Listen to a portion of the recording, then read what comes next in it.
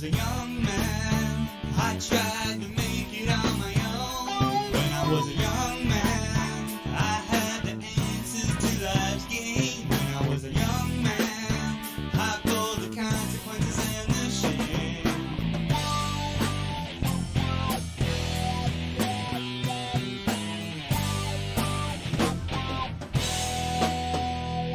I got a little older, and I took a good look at myself. I got a little older, and put the bottle back on the shelf. I got a little older, I put away those childish games. I got a little older, well I got a little older. Things in life will change you. There ain't nothing you can do. Many people will come this way, never finding what is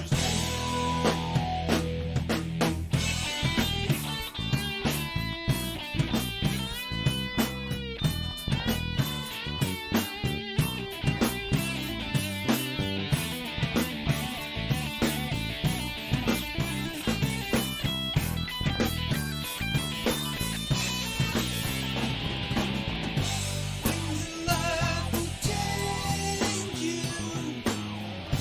There ain't nothing you can do. Many people will come this way, never finding what is true. I got a little older, I took a good look at myself. I got a little older, and put the bottle back on the shelf. I got a little older, I put away those childish things. I got a little older, well I got a little older.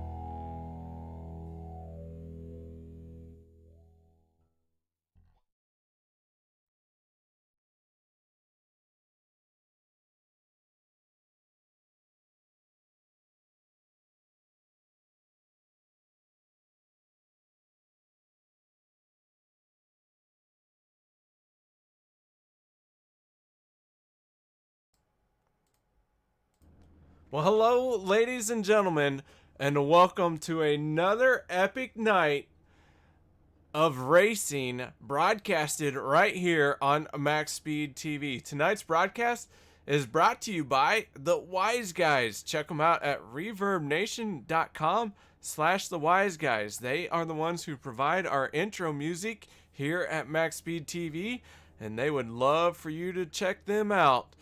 They are a local band based out of Florida, so hit them up, give them some love. That is the Wise Guys, and you can find them at reverbnation.com. Also, Colby's Eye Paints.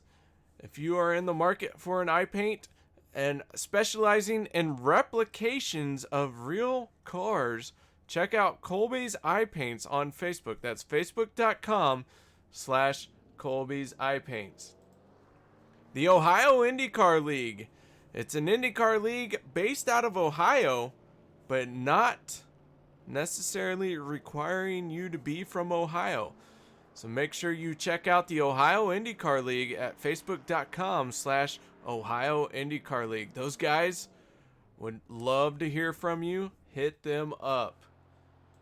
and ibog.co, iRacing broadcast overlay graphics, and it happens to be Maxspeedtv's official overlay supplier. So make sure you check out ibog.co if you have a Twitch stream or looking to get into broadcasting. That's ibog.co. And the Hershey Design Company, your one-stop graphics shop specializing in all sorts of graphic design, whether you need a logo, team logo, business logo, or anything else logo-ish. Check out the Hershey Design Company. That's Hershhy. So guys, thank you very much for joining us here tonight on Maxspeedtv. As you can see, the pace car is out and about. Race Control has informed me that, well, they screwed up. They loaded in the wrong track, and they didn't realize it until after I'd already started doing the broadcasting. So you just have to ignore what's going on. We're going to step away, play a few commercials, and then we'll be back loaded up in the real session. So nobody go anywhere. We'll be back momentarily.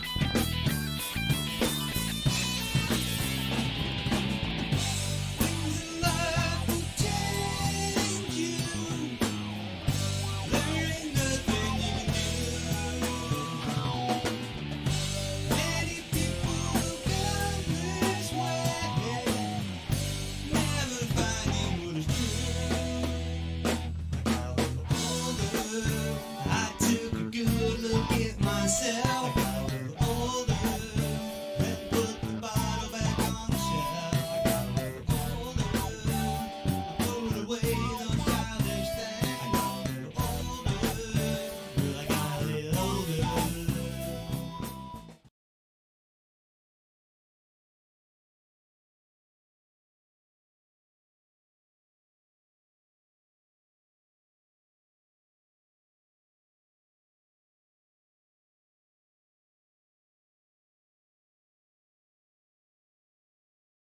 MaxSpeedtv would like to thank our partners here at MaxSpeedtv, starting with the Colby Eye Paints. If you're in the market for a new paint job for your car, check out Colby's Eye Paints on Facebook. Need a replica paint of your real-life car? Colby's Eye Paints has you covered. Check out Colby Eye Paints on Facebook. Also by Hershey Design. Hershey Design Company is your one-stop graphics shop if you're in need of an iRacing paint league team or business logo, or want the logo on some sweet swag. Hit up Orion at the Hershey Design Company. You can find them on Facebook by searching HERSHY Design Company. Also by the Sim Speed Shop, simspeedshop.com. You can check them out for all your iRacing sim needs. Ohio IndyCar League jumping on board this season with as an official sponsor of MaxSpeedtv. They are also accepting not just patrons from Ohio, but from all over. Also, iBog for all your iRacing broadcast overlay graphics done specifically by Jason Allison, one of the masters at it. So thank you to Jason. And also, last but not least, Wise Guys. You can check them out at Reverb Nation. That is spelt with a Z. So check them out on Reverb Nation. We would like to thank all of the sponsors at MaxSpeedtv and partners.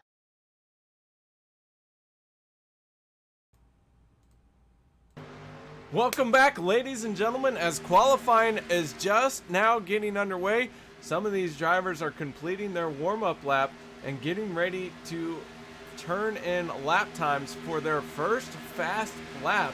Right now we're watching the 8 of Cody Ober, and Cody, he is going to complete his warm-up lap. Right now on pole is the 39 machine of Jacob Sayers. That red and white beautiful machine doing a, oh, got him. And speaking of got him, we're doing the trucks at Talladega, trucking it. So speaking of trucks, if you got a drink, let's crack a cold one. That's an adult soda, by the way. Yes. Let's have a good time here tonight. Got off to a rough start, but here we are at Talladega. Gonna have some great racing in the truck series. On pole now is the 3 of Robert Payne, who still hasn't figured out how to change his color bar, despite me giving him multiple pointers on how to do it. Kelly Milam in the 46, showing that he has a race win this season, and he sure does. Kelly Milam has won earlier. Right now he is running in 8th place in the points. He is currently 4th, now dropping down to 5th on the speed chart here for practice. Mark Vega in the 78, normally race control for this Opie Racing Superspeedway Series on Monday nights, but it's not Monday night. I believe it is Wednesday night, and Mark gonna display his driving prowess, whatever it is. I can't tell you. I don't know how to say big words. But in the booth with me, I have Alex Green, the one of the league admins / owners of OP Racing. How you doing, Alex? I'm good, KR. Sorry to interrupt. I wasn't aware you were broadcasting tonight. Well, we're broadcasting tonight. How are you doing? I'm doing good, buddy. How are you? Well, I'm just here watching some trucks and drinking some adult sodas. It's a normal Wednesday night for you. Well, yes and no. So, Alex, tell us a little bit about this OP Racing Truck Series. Yeah, the Truck Series is actually the newest of our 3 leagues. We originally we had only ran 2 series. The Monday series that's usually broadcast, and then we also had our throwback series. This series we affectionately call the Icebreaker series. It's a Wednesday night series that we use to promote the league, and new drivers are usually starting this or Saturday league, and they perform well here. After a couple of races, we try to get them to get through a cycle of tracks we run. We'll consider promoting them up to the big league. Now, I got to race with you guys on Saturday night in the K&N Throwback Series, I believe it's called. That was a great race. So you have, 3 series now in the Opie Racing Superspeedway Series? Actually, we have 4. We have these 3, and then somebody thought it'd be a good idea to see if any of the people in this league knew where the break was. So now we have a new series that just started last Friday. That's just a typical oval series. Alright, so if someone wanted to make it to the Monday night show, what would they have to do to get there? Well, we have a chat that we use where we discuss all the drivers. Basically, we ask drivers to run 3 races, a Daytona, a Talladega, and a Daytona 07. And they do that either in the trucks or the K&Ns or a mixture of both. And then they can message us about, hey, I'm interested in being promoted. I want to get to Monday. And we have a certain amount of slots that we allow for Monday. The field's actually capped at, I believe, 40 right now. So, we'll discuss it amongst the team and tell them, hey, yeah, we think you're good, or no, we don't. This is what you need to work on. And, we've had, ever since we've implemented that, we've had some really good improvements in driving on Monday. Well, I'll tell you what, last Monday night was some really great racing. I was a huge fan of it. Your thoughts on last Monday night's racing? Oh man, last Monday night was a blast. Really hair-raising being in it after stage 3. I can't remember how many laps we were 3 wide, but I was white-knuckled for so many laps. Yeah, speaking of being white-knuckled, we saw one car get spin out on pit road. Any observations on that from your point of view? Yeah, 75 lap old tires and a first gear start, probably not the best way to come out of pit road. I feel bad for my guys. Gave me a good car and gave me a lead after a very daring 3 wide move that found its way, and it didn't work out getting out of pit road. All right, Alex. Well, thank you very much for taking the time to talk to us and tell us a little bit about this OP Racing Superspeedway Series and all that you guys do here. And we're going to step away for a moment and play our Star-Spangled Banner. So, guys, please join us in that. Yeah. We take you down onto the track for our opening ceremonies. Ladies and gentlemen, please rise. Please remove your hats. Oh, say, can you see by the dawn's early light what so proudly we hailed at the twilight's last gleaming, whose broad stripes and bright stars through the perilous flight o'er the ramparts we watched were so gallantly streaming, and the rocket's red glare, the bombs bursting in air, gave proof through the night that our flag was still there. Oh, say, does that star-spangled banner yet wave o'er the land of the free and the home of the brave?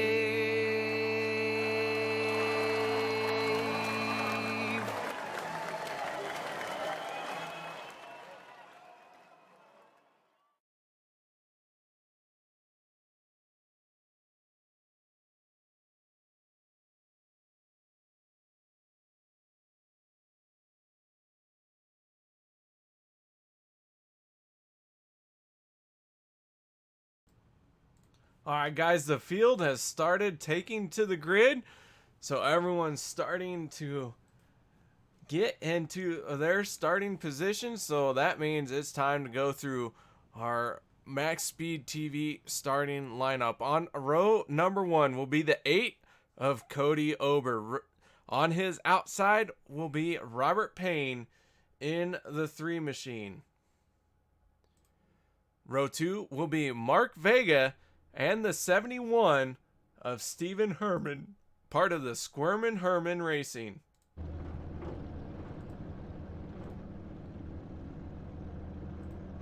Row 3 will be Bob Lacovara and the 97 of Tanner Coster. Row 4 will be Kelly Milam and Kenneth McCullum Jr. on his outside in the 99 machine. Row 5 will be Derek Conley in the 28 and David McCullum on his outside. Row 6 will be Alex Green in the 15 and Travis Elliott in the 51. Row 7 will be Landon Loper and Ernie Williams Jr. in the 91 machine. Row 8 will be Chris McCullough and Joshua Milam on his outside. Row 9 will be Ronald McManus and Richard Fletcher. Row 10 will be the 39 of Jacob Sayers and the 60 of Joseph Costello. Row 11 will be Tristan Walker and on his outside will be Chris Roberge in the 98 machine. Row 12 will be Jason Kinzer and Aspen Belvin in the 84. And row 13, Daniel Dye in the 24 machine. So that is your starting lineup for tonight. A bit early to be picking your favorite driver, or your race winner, I should say. You can always pick your favorite driver. What are you saying, KR? But your race winner, it's a little early to be picking them. But if you're confident enough to make that decision, you go right ahead. However, I have to wait until they cross the start-finish line before I can pick a winner, as I am just not that good. The field working down the backstretch now. This long Talladega Superspeedway Series. Cody Ober right behind the pace car in that multicolored 8 machine, waiting for his chance to drop the hammer, get on that loud pedal. On his outside, teammate in the 3, Robert Payne. Those two gonna be working together here, trying to secure that top spot, be running up front all night long. So guys, hold on to your hats, because here we go. Things are about to get interesting. Pace car peeling off. Start finish line way down past the tri-oval. So the field's slowly gaining speed, waiting patiently for the green flag. Green, green, green. And there it is. Green flag is out. We're underway here at Talladega. Let's go racing, boys, as the 8 machine is gonna truck it down into turn number 1. It's got some help from that 78 machine of Mark Vega. Vega normally race control on Monday nights, but he is allowed to let loose here tonight. And we'll see what that Vega driver can do. The 8 and the 78 hugging that yellow line down the backstretch. The car's still building up speed.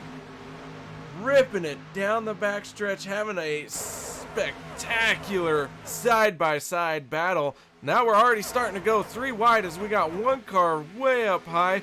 Now it looks like he's got some help with him. Still haven't been able to see who that is. That is the 97 and the 7 of Tanner Coster and Josh Milam. Josh Milam, a regular on the Monday Night Series. We'll see if he's any good in the trucks. He is leading the points Monday night for the Monday Night Series. Cody Ober leading the first lap here. Now working his way through 1 and 2 down on the backstretch. Robert Payne in the middle groove there. First car in the middle groove. The 99 machine of Kenneth McCullough got a great run with some help from the 2 of David McCullough. Looks like those guys are going to be working together as the 2 does get into the wall a little bit. That's going to have him check up, lose some speed as the 15 of Alex Green. Not going to continue following. He's going to tuck into that middle lane here.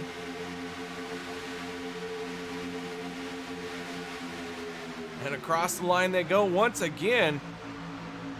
This field very, very hungry, full of drivers looking to make their mark, put a stamp on their performance and say, hey, I'm good enough to make it into the big leagues. So tonight is all about who can make it to the top. If you guys are interested in joining this league, make sure you check out Opie Racing Superspeedway on iRacing. You can find them in the league directory.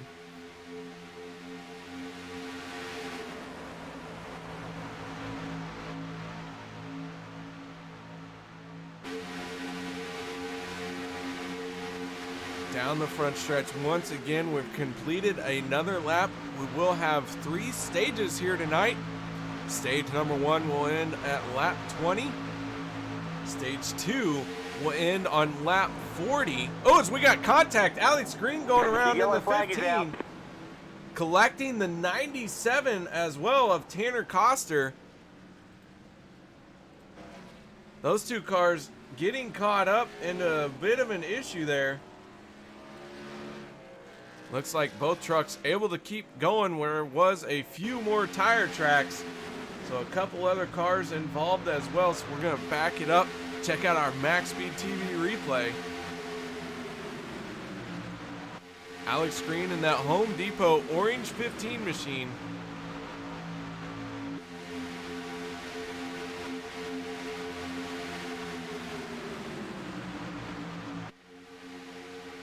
Built from scratch.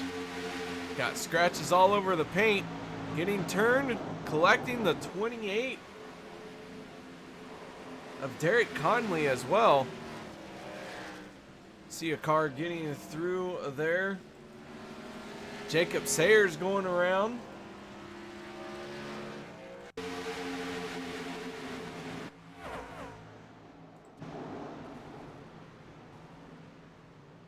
Jacob getting tagged by the 28 of Derek Conley.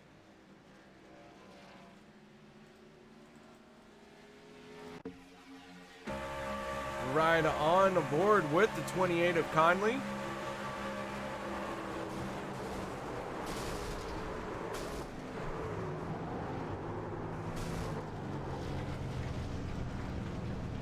So early damage to several cars here.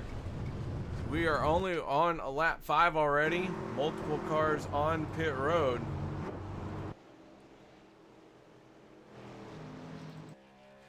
Jacob Sayers has already been on and off pit road. Derek Conley in the 28 getting damage repaired along with Christopher McCullough in the 29 and Tristan Walker in the 17. All of those guys working on their cars right here. Looks like they're going to go a lap down. As the field comes around, here comes more drivers onto pit road, led by the 60 of Joseph Costello.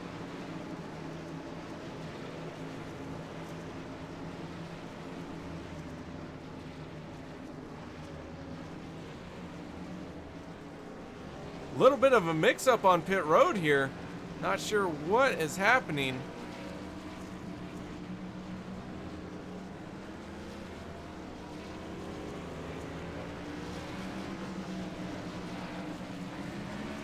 68 of Ronald McManus. Still haven't quite figured out what I was watching there.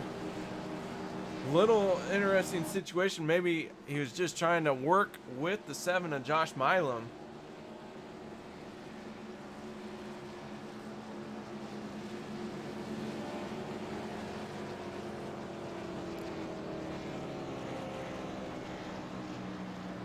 Robert Payne in third place or second place in that 3 machine, running the Buddy Check 22 on the back bumper.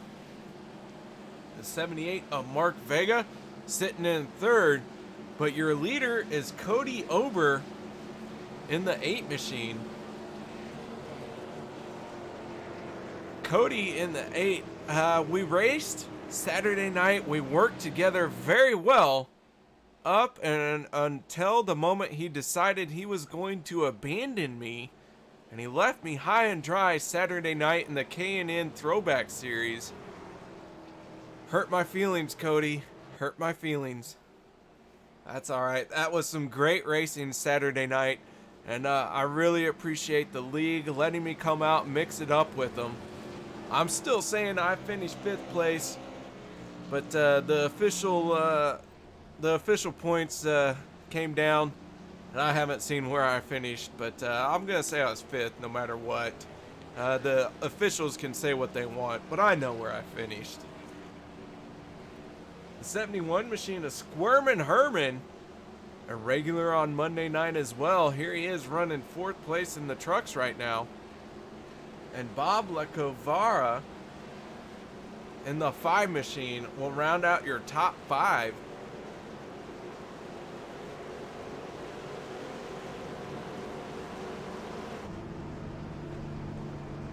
Thank you, Bob, for carrying us on board with you here. Lights are still on the pace car. While the field cycles around, let's see if we can't get a word in with... I don't know. Let's try and find someone to talk to.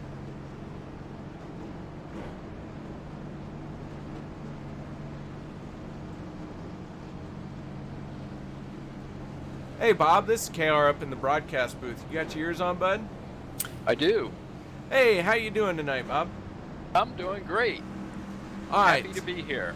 Well, right now you're sitting in 5th place in the 5 machine, but the real mystery for me, and you'll have to excuse me, but how do you say your last name?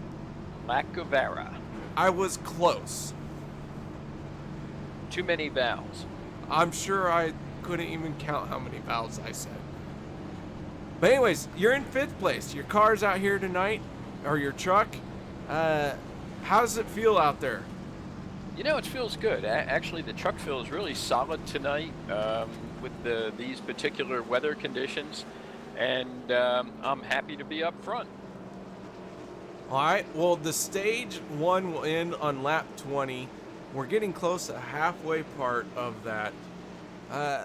What are your designs on winning stages, or are you a big picture driver? Can we expect to see you win tonight's race? Well, that's the question. Yeah, I like to drive strategically. I hope I can stay up front all night and avoid some of the wrecks in the back. So my plan is to do my best to stay up in the top 5, certainly the top 10. We'll see how that all works out. But yeah, I want to try to be up front for the stages if I can. All right, Bob. Well, thank you very much for taking the time to talk to us. Do you have any sponsors, shout-outs, thank yous you'd like to give while you're on the microphone here? Well, certainly thank all the league folks and the Convergent Composites Silverado is running pretty good tonight. So that's my shout-out. All right, Bob. Well, thank you very much. And I'm going to try this. Lacovara. You got it. Boom. Thank you very much, man, and I appreciate it. Good luck to you tonight, and we'll hope to see you in Victory Lane. Sounds good. Thanks. Thank you for being here tonight. Well, you're quite welcome. It's Bob Lacovara in that 5 machine, running in 5th place. Man, I'll tell you what, that's Lacavara. Woo. I gotta keep saying that. I don't want to mess it up more than I already have. But the field is getting ready to go green once again. Landon Loper in the 23 will be starting on the outside of Lacavara. Cody Overt, still your race leader. He's been out front for all 7 completed laps. On his outside is the 3 machine of Robert Payne. Lights are out on the pace car. Field is formed up. As tonight, we're going to truck it some more. Talladega. Truck it. Who cares? Let's have some fun. Gonna be some great racing all night long. We already had a big accident. We saw one car going airborne. The cars that were involved in that accident, some of them have gotten back out on track. They are 1 to 2 laps down. Tristan Walker in the 17. First car 1 lap down. He is out there circling around. Christopher McCullough and Derek Conley 2 laps down, and they are still out there as well. Pace car getting ready to pull off. There it goes.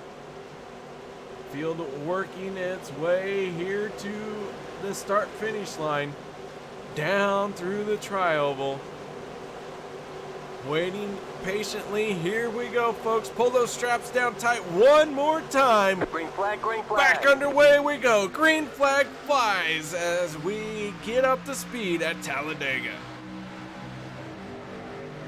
Robert Payne getting the nose out in front of Cody Overt, but can he make it work? That 78 getting very close to the back bumper of the 8. Gonna create a lot of energy on the inside line. Help that inner line get a good run down this backstretch. But here comes the 71, a squirming Stephen Herrmann, pushing that 3 of Robert Payne in that outside lane. Landon Loper in the 23, 3rd car in your high side, trying to catch up, close that gap some. He wants to add some power to this outer lane. Gonna create some energy. Once these guys really start hooking up, we'll see a lot of movement on that high line, but it takes a little bit of patience, some good pushing, and some knowledge of how to get around on these super speedways. 46 machine Kelly Milam right now, he is the 4th car on the inside line. On his outside is the 91 of Ernie Williams.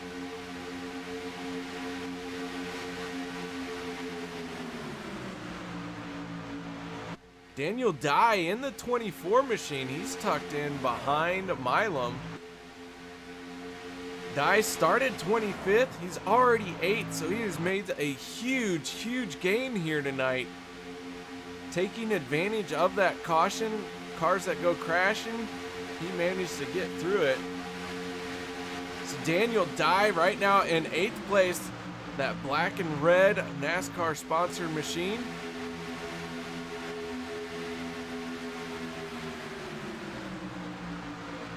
Right behind him is the 51 of Travis Elliott. Elliott looking to make it 3 wide here. Now he's going to tuck back in. Maybe not. He is going to go 3 wide. We're going to have a 3 wide battle down this Talladega backstretch. But Elliott's going to need some help, and he's getting it from the 15 of Alex Green. Alex Green going to start pushing Elliott here. Now Green going to decide, hey, you know what? This isn't working for me. He's going to just abandon Elliott. Follow this middle groove. Down through the tri-oval we go as we ride on board with Alex Green. Down into turn number 1. This field still side by side.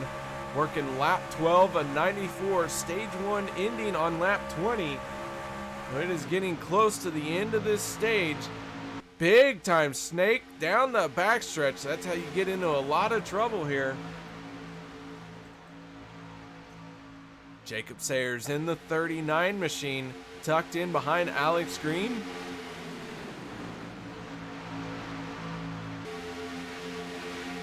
That red and white machine doing all it can in that high side, but a lot of traffic in front of him, a lot of dirty air.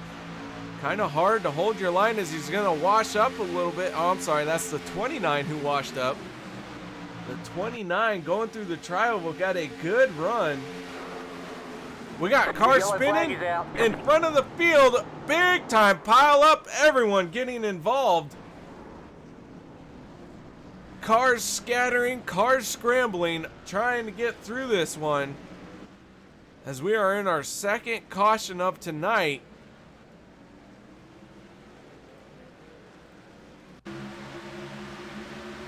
Our Maxspeedtv replay was right there to catch it.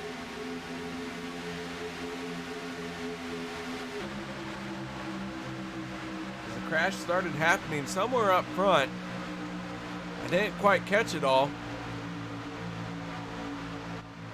Down through the tri-oval they go. Into turn number 1. The 78 and the 71 make contact, collecting the 3. Then everyone else just piling in with nowhere to go. Derek Conley in the 28 getting another piece of an accident.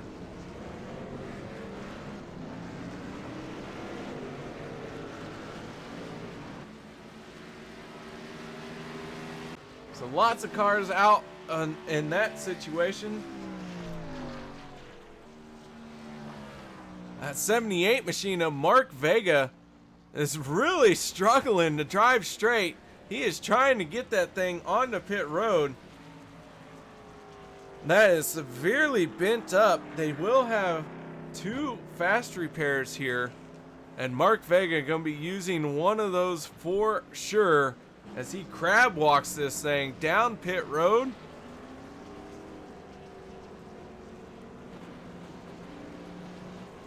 I've yet to see something crab walk that bad and not and still be able to move. Wow. Mark Vega got it into the pit stall. It's gonna be hard for him to hit his marks here as his truck is so wound up and twisted, but there he goes. He's got it. So Mark Vega, what? What? That was crazy.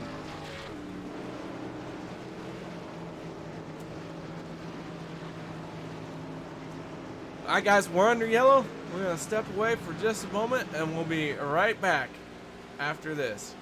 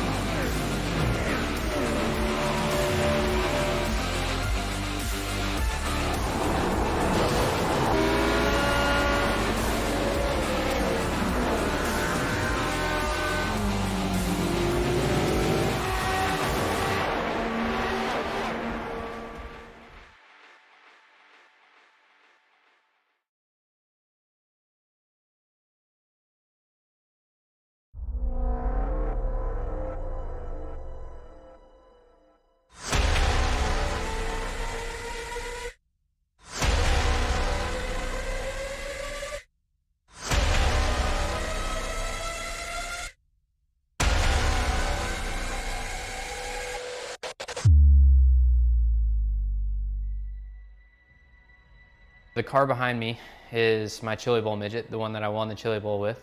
And what's interesting about that is it's actually the car that iRacing scanned that's going to be available to all the iRacing members out there.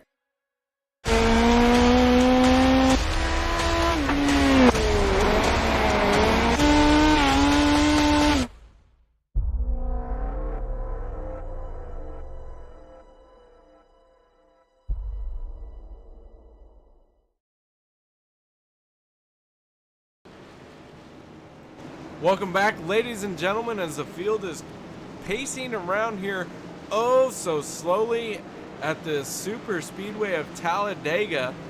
But before we go any further, we gotta talk to the 60 machine of one Joseph Costello. Joe, how you doing out there tonight, man? I was doing good until I got involved that second caution wreck. Well, what'd you see happen there in front of you? I was just driving. Next thing I know, I just see Alex getting killed. Oh, almost got killed by Alex already. But yeah, I just saw Alex just going around, and I just saw the big one happening, and then I see the 97 checking up, and then I just got a little bit of nose damage. Well, right now you're running in 10th place. You said you got a little bit of nose damage. The end of the stage here is coming up in just about 3 laps once you go back to green flag racing. Are you going to burn a fast repair to fix that nose, or are you going to just try and hammer it out and make it to the end of stage 2? Well, the damage repair was 12.5 seconds. We got all of it, and if the nose, and if it's okay to at least stay with the pack, then I'm gonna let it leave it until I get involved in another big one. But if it does not want to, but if the truck does not want to stay with the pack with the nose damage we have, then I'm gonna come in, stage caution, and pick the fast repair probably. Alright, the 60 machine, that is driven by Joseph Costello. Joe, do you like Joe, Joseph, JJ? What do we call you here, bud? You can call me Joseph or Joe. Joseph or Joe or Joe? One of those two. That works with me. Alright, we'll call you Joe or Joe in the 60 machine. Thank you very much for taking the time to talk to us, bud. No problem. Alright, guys. A quick word in with the driver of the 60.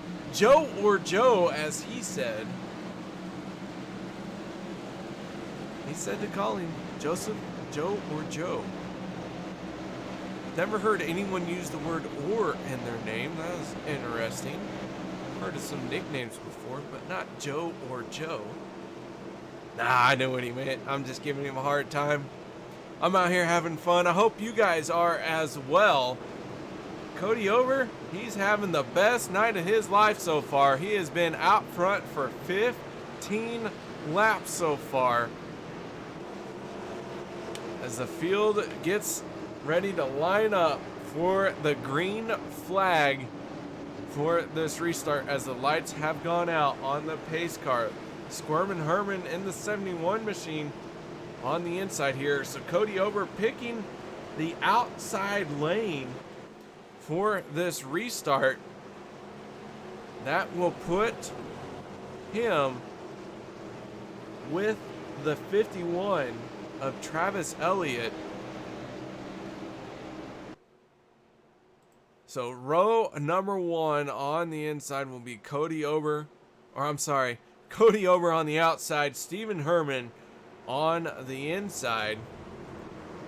Row 2, Bob Lacavara. Oh man, I've already forgotten what he said. And Travis Elliott. Oh, I can't believe I've forgotten. I was saying it so well earlier. Lacavara, I think is what he said. Oh, I'm gonna have to work on that. All right. You guys will have to forgive me for tonight's broadcast, as some of these names are very new to me. I'm doing the best I can with what limited knowledge I have. Hey, let's just say I like to strike matches and watch them burn. That is the highlight of my night. But here we are at Talladega. Cody Over in that 8 machine, getting ready to bring this field down to green flag racing, as the pace car is going to make that left-hand turn on the pit road. Field getting ready. Everyone's anxious to get onto the throttle. You have to wait oh so patiently maintaining speed very good here. And now, wait. Green flag, Green flag is out. Here we go, folks. Trucks underway once again as we're going to have a 3-lap shootout to the end of stage number 1.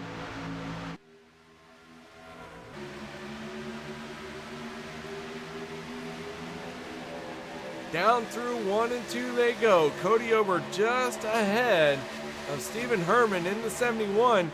Down the backstretch. The 5 machine pushing the 71.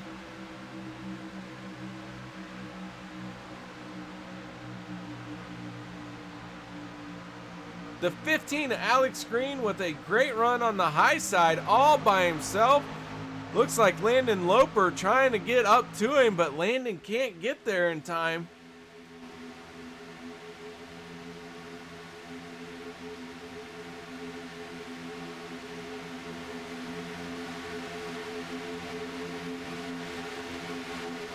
And now Kelly Milam in the 46 is going to join Alex Green.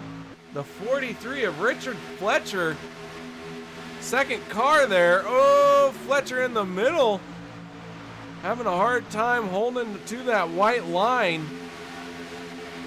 Down the backstretch they go. Through this race, we will see all sorts of 3 wide action. And now Alex Green on the high side has worked his way to the front. But can he hold it as the middle lane's really going to start plowing through? Richard Fletcher all over the track right now. Saves it. Everyone getting through that. Field working through the front stretch, through the tri-oval now. Coming to the checkered here for the stage in. The yellow flag is out. And the yellow flag is going to come out, and I think the stage win is going to go to Alex Green in that 15 machine.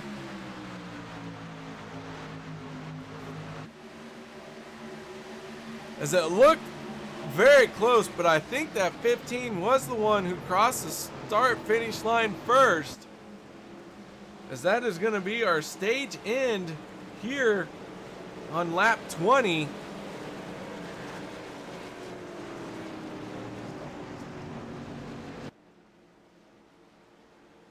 So I am just waiting for confirmation. So bear with me as I hold on. Kind of having to gather my thoughts, settle in here, but I do believe it is going to be the 15.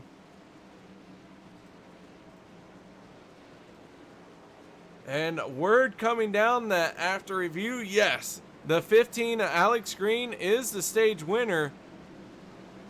As it looks like he is going to stop before he can hit pit road. I'm waiting for the pace car to pass him. So stage 1 winner is going to be Alex Green, as the field really gets jumbled up here. So we'll take a moment. We'll let Alex hit his pit box. We'll see how everyone else fares on pit road.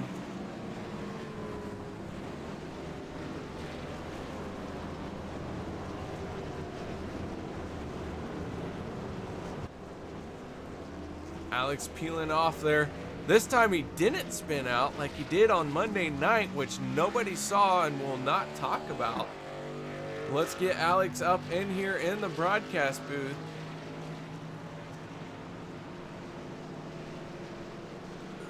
Alex, KR up in the broadcast booth. You got your ears on? Yes, sir. Hey, man, you win stage number 1. How does that feel out there after surviving a crash and having to burn a fast repair? 2 crashes. I got no fast repairs left, but man, that outside line is so fast. I did not think it was gonna work that well. I got up in that high groove and it took off. That was awesome. Well, it worked for you. 2 crashes already, burning 2 fast repairs. What are you gonna do to take care of this truck the rest of the race? Do the best I can with what I have. That's what I specialize at. You know, I'm trying to keep it out of trouble, but if the opportunity presents itself, I'm going to take it. That was a lot of fun. Cody, you should have heard it. Cody's yelling at me. I stole that one from him. Oh man, you sure did. As Cody has led 17 laps here, you only led 1 lap, and it was the stage ending lap. Man, if I can lead that lap and say lap 94, I'll be happy. Well, I'll tell you what, in honor of that theft of a stage win, I'm going to crack this cold adult beverage for you. I'll do the same, except mine's already cracked, so. All right, man. Well, congratulations and good luck for the rest of the race. Yes, sir. Thank you. That is Alex Green, part of the DEI Wannabes, picking up the stage win. So, guys, we're going to step away for a moment, and when we come back, we'll get this field set up, and we'll hit it again.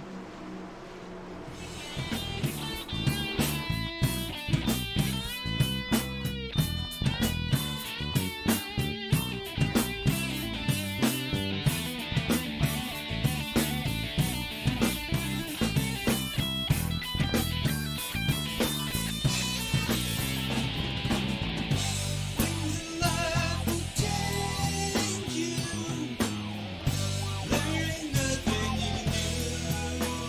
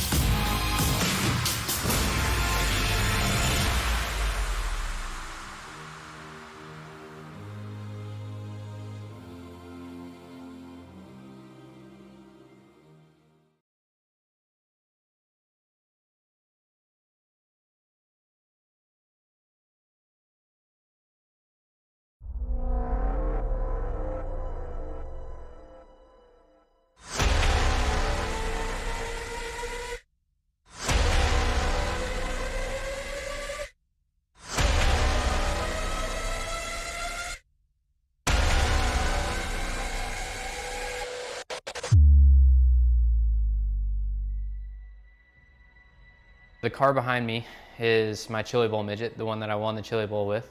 And what's interesting about that is it's actually the car that iRacing scanned that's going to be available to all the iRacing members out there.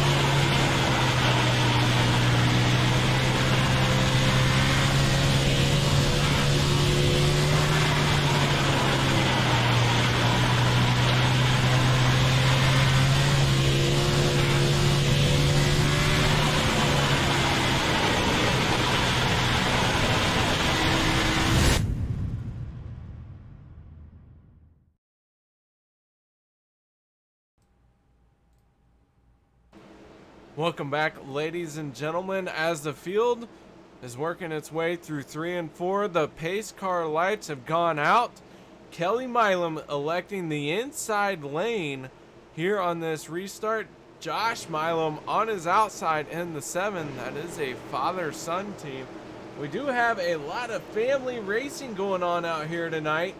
Along with the Milams, we have the McCulloughs, and that is in the 99 machine of Kenneth McCullough and David McCullough in the 2, along with the 29 of Chris McCullough. Chris currently scored 2 laps down though, so he's got some work cut out for him to get back on the lead lap. And meanwhile, pace car, it is peeling off. Field not very pretty here for this restart. Everyone trying to close the gaps up. A little bit dicey here for the moment. The 46 is Kelly Milam bringing this field down as slow and steady and smooth as he can. Green flag, green flag. Green flag is out. We're back underway here at Talladega. As we just say, truck it. Sometimes you gotta lick that stamp and truck it into turn number 1. Is Kelly Milam gonna get a gap on the that is the 98. Sorry, as I took my glasses off at the wrong time. That is the 98, Chris Roberge. And Chris going to start closing the gap on the 46 of Milam, but Josh Milam gonna get a good run here, drop down in front with the help that he has had from the 91 to Ernie Williams. And those two are gonna clear the 46 of Kelly Milam and drop down in front of him onto the inside. So now on the outside lane, we're gonna see the 8 of Cody Ober try and make his way back to the front. He has led the most laps so far tonight at 17. He wants that top spot back as we are in the stage 2, which will end on lap 40. Caution flag is out. We got cars going around. We got one car driving backwards just as fast as he can. Travis Elliott picking up some damage in that. Richard Fletcher has some damage. Lots of cars burning and on fire, including the 68 of Ron McManus.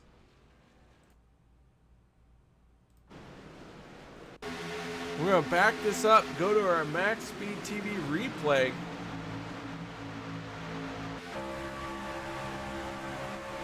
We go on board with McManus here.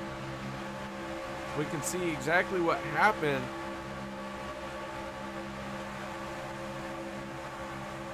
Down into turn number 1 they go. McManus gets turned all of a sudden. Again, Derek Conley in the 28 caught up in this.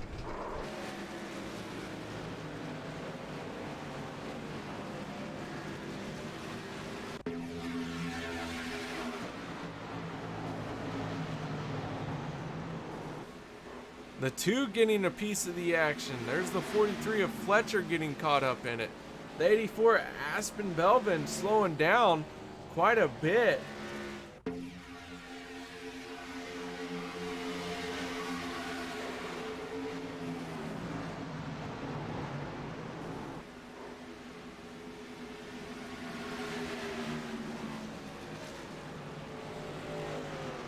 So caution flag flying here very early in our second stage.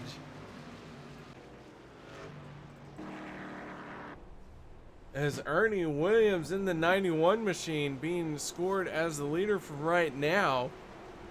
As he is out in front of the pace cars, he is taking a moment to let the field catch up to him.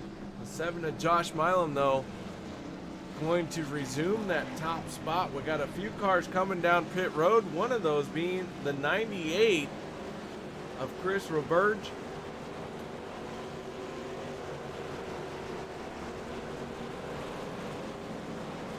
Several other drivers hitting pit road, including the 51 of Travis Elliott, the 2 of David McCullough, who we saw get involved in that accident. Looks like he is going to possibly hammer that out. I think he maybe used a fast repair. Kind of a bad angle to tell, but his damage was on the left front there. And I believe he did use a fast repair. Yes, he did. So he is down 1 fast repair there. Not sure how many he has left.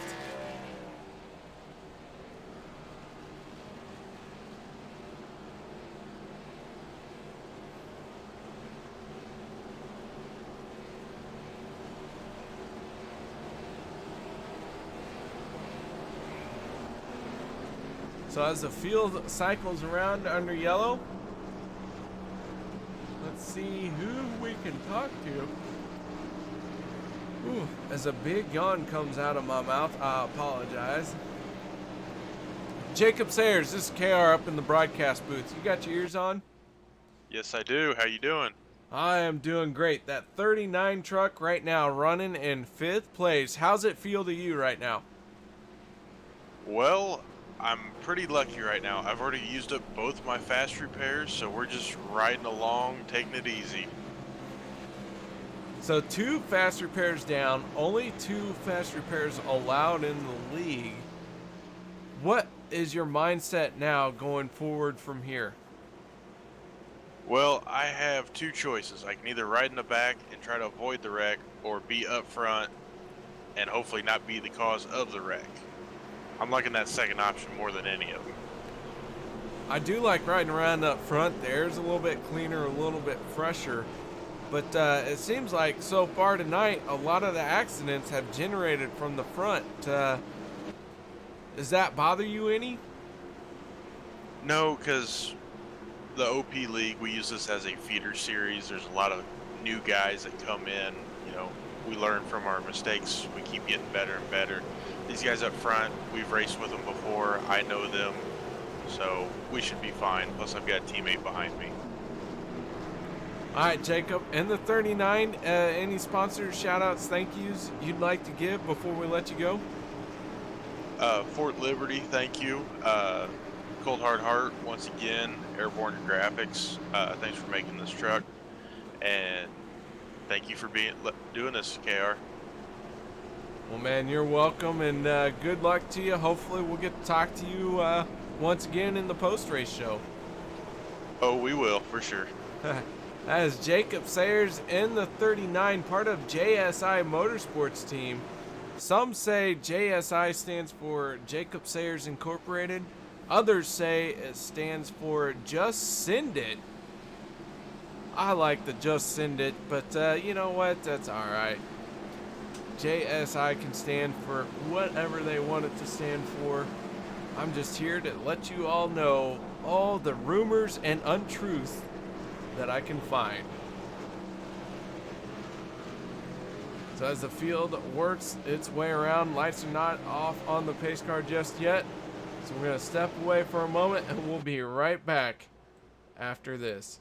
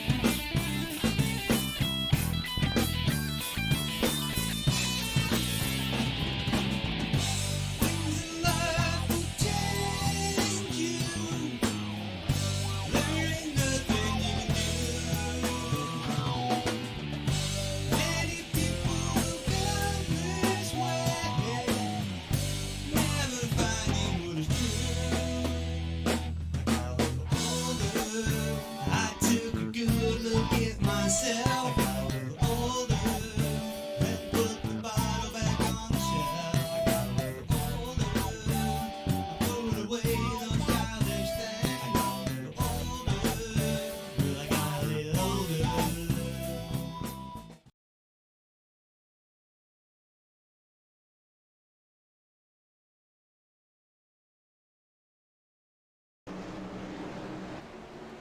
Welcome back, ladies and gentlemen.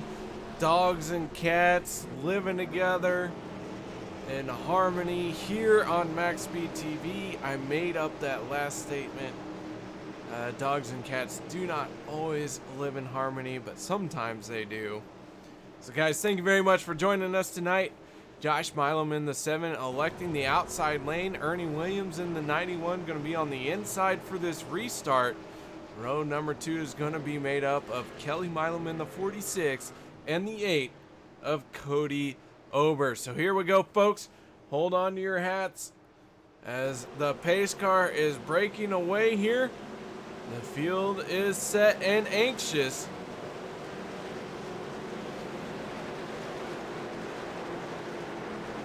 Stage 2 less than 10 laps away once this green flag flies. Here we go, Green folks. flag, Green flag is out. They're back underway. Let's go racing again. And here we go, down into turn number 1. That outside lane got a nose out in front of the inside lane. Cody Ober working with Josh Milam, but Ernie Williams in the 91 battling back as the 46 of Kelly Milam gonna get to his back bumper, give him a good shove. That inside lane gonna charge back here down the backstretch. You see it there as they work their way down into turn number 3, side by side, several rows deep. The 39 of Jacob Sayers also right there. Alex Green in the 15 on Sayers' outside line. The 17 made up of Tristan Walker and Landon Loper battling through as well. A lot of good trucks here have made their way to the front for the end of this stage, but we got to get there first. Anything can happen in this super speedway racing. That 46 machine pushing the 91 while the 8 pushes the 7.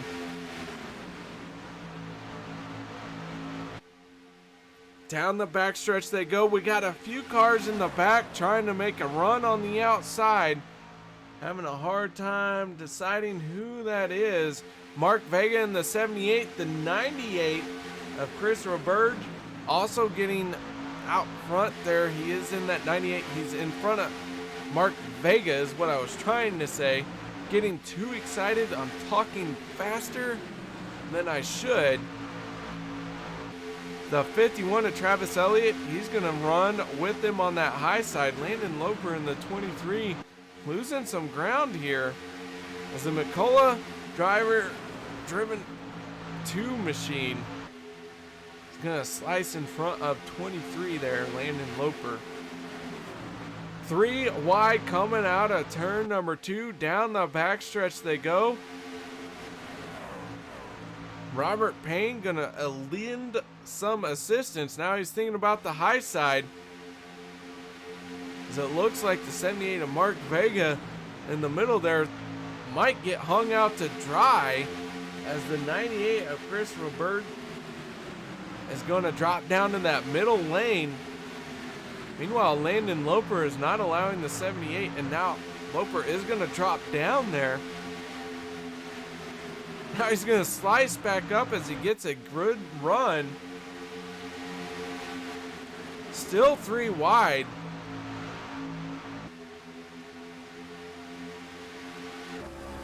So we go on board with Landon Loper in this 23. Started 13th, running 12th. Got some damage to the front end of that thing.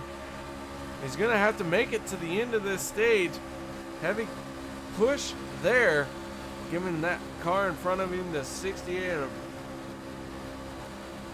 Ron McManus, who is 2 laps down. Gave him a good shunt. McManus trying to get back on the lead lap. Right now, he is the only car out there that has scored a lap down, and he is 2 laps down in this situation. So he's trying to find a way back onto this lead lap. Do want to point out we had 25 cars start here tonight. Derek Conley is going to be scored 21st as he has gone behind the wall. He is done for the night, along with Chris McCullough in the 29, Aspen Belvin in the 84, Daniel Dye in the 24 finishing 24th, and Jason Kinzer will finish 25th here tonight. Those guys all done early and behind the wall.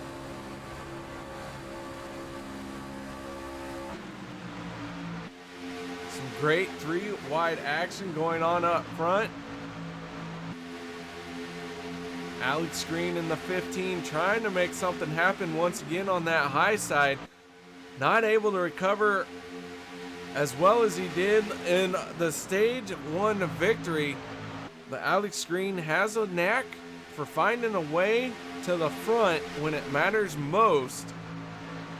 Picking up stage win number 1 here tonight.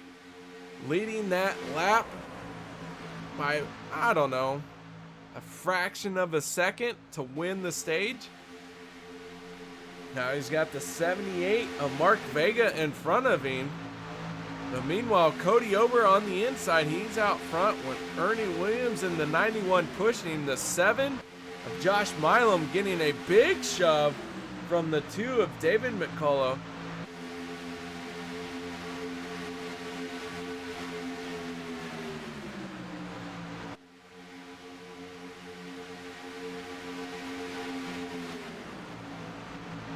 As I yawn once again, I apologize. It's been a long day for this broadcaster, but I'll tell you what, I am very much. Oh, contact being made. 71 machine going around of Stephen Herrmann.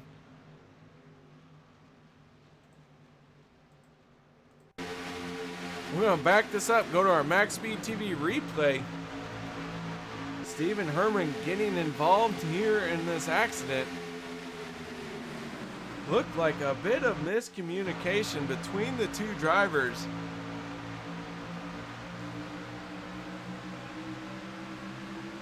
The 60 of Joseph Costello trying the high side, gonna collect the 71 there. The 71 going around along with the 60.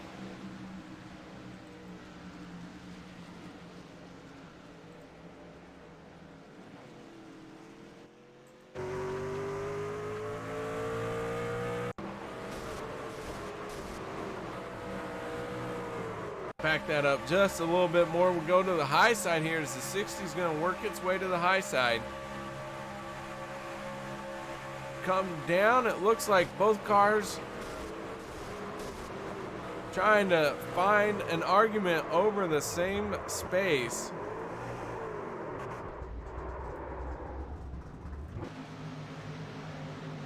That has brought out our 5th caution here tonight, as we are at the end of stage number 2, and the stage 2 winner is going to be Josh Milam in the 7 machine. So Josh picking up a stage win here tonight.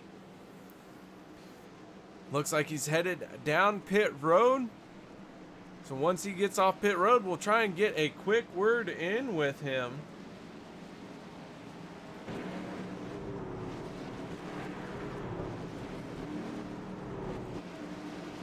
That was a terrible pit lane camera. Never use that camera again, KR. It was awful. A lot of drivers coming down pit road here at the end of this stage. Robert Payne in the 3 is going to stay out, though.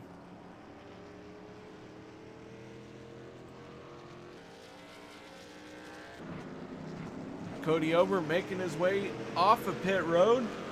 Very quick pit stop for him, only taking 2 tires. Meanwhile, the 7 of Josh Milam, he did take 4 tires. And let's see real quick if we can get a word in with Josh Milam in that 7 machine. Josh, this is KR up in the broadcast booth, man. You got your ears on? Yes, sir. Hey, winning stage number 2, surviving what seems to be a battle out there in the trucks to get that stage 2 win. How's your night going so far? It's going a lot better than I thought it would have. Moving up from about the back of the pack, I guess, close to it anyways, and managed to get up front. Was pushing my limits there on that stage with my fuel. I wasn't for sure if I was going to make it. Luckily, the caution come out, and I got the win. Well, a stage win goes far here. You're an accomplished driver on Monday night as well, as you are leading the points in the Monday night series. But tell us a little bit about how well this league is here on Wednesday nights. Oh yeah, the trucks are definitely fun. I always enjoy running them. Usually it's just for fun. Don't have anything to do, you know, on a Wednesday. But I haven't raced in very many of these. I've probably maybe 3, 4, 5 at the most. Half the time I don't get finished because all the cautions. But yeah, I always enjoy racing them. Trucks are probably my favorite vehicles to drive on the track. All right, man. Well, congratulations on the stage win. Any sponsors, shout-outs, thank yous you'd like to give? Definitely Field Team, of course, and GOP. Putting the races on, you guys for broadcasting this surprise event tonight. Jacob for helping us out and getting this set up. Appreciate you taking your time and broadcasting this one. Well, you're welcome, Josh. And, man, hopefully we'll talk to you again here in the post-race show. All right, KR. That is the 7 machine of Josh Milam picking up stage 2 win. And so, guys, we're going to step away for a moment. We'll be right back after this. Maxspeedtv would like to thank our partners here at Maxspeedtv, starting with the Colby Eye Paints. If you're in the market for a new paint job for your car, check out Colby's Eye Paints on Facebook. Need a replica paint of your real-life car? Colby's Eye Paints has you covered. Check out Colby Eye Paints on Facebook. Also by Hershey Design. Hershey Design Company is your one-stop graphics shop if you're in need of an iRacing paint, league, team, or business logo, or want the logo on some sweet swag. Hit up Orion at the Hershey Design Company. You can find them on Facebook by searching HERSHY Design Company. Also by the Sim Speed Shop, simspeedshop.com. You can check them out for all your iRacing sim needs. Ohio IndyCar League jumping on board this season with as an official sponsor of Maxspeedtv. They are also accepting not just patrons from Ohio, but from all over. Also, iBog for all your iRacing broadcast overlay graphics done specifically by Jason Allison, one of the masters at it. So thank you to Jason. And also, last but not least, Wise Guys. You can check them out at Reverb Nation. That is spelt with a Z. So check them out on Reverb Nation. We would like to thank all of the sponsors at Maxspeedtv and partners.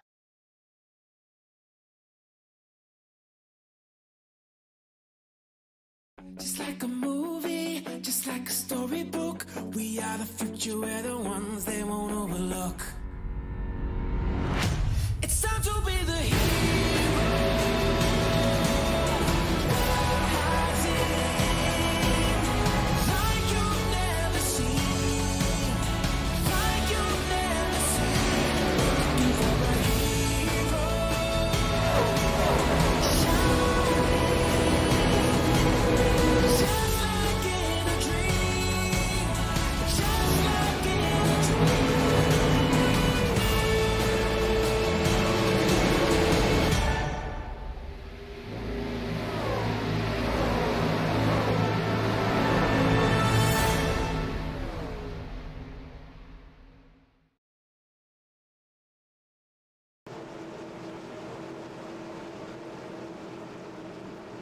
Welcome back, ladies and gentlemen, as the field is starting to form up here. A little bit of attrition going down as we have lost another car. The 15 of Alex Green has pulled it behind the wall. Alex Green in that 15 machine going to be scored in 20th place. We have 19 cars out on track. 18 of them are on the lead lap. Ronald McManus did get a lap back. He is now 1 lap down and doing all he can to get back on the lead lap. So no quit attitude. I love it from a driver when they never quit. They keep chugging along, trying to make something happen. And here Ronald McManus is doing just that. He is now 1 lap down, looking at a chance to get back on the lead lap.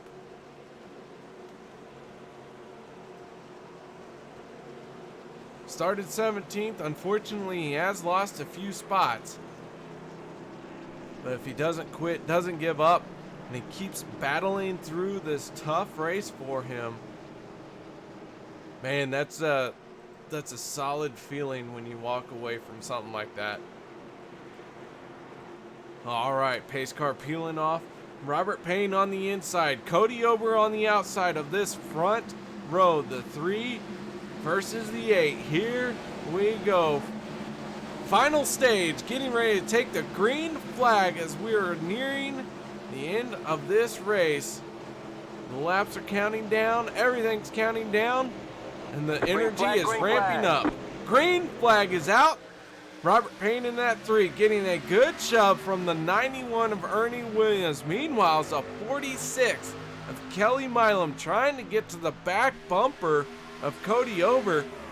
Now those two gonna start hooking up on the high side here, making something happen. But the 91 of Ernie Williams to that back bumper of Robert Payne in the 3 machine. Coming out of turn number 2, down this long Talladega backstretch. Side by side, all of the cars tucked in nice and pretty, running 2 by 2.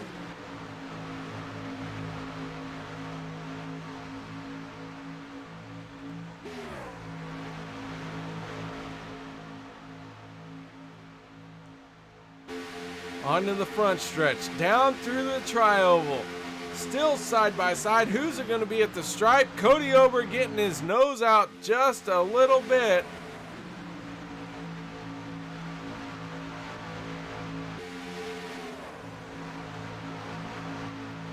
Down into turn 1 and 2 now.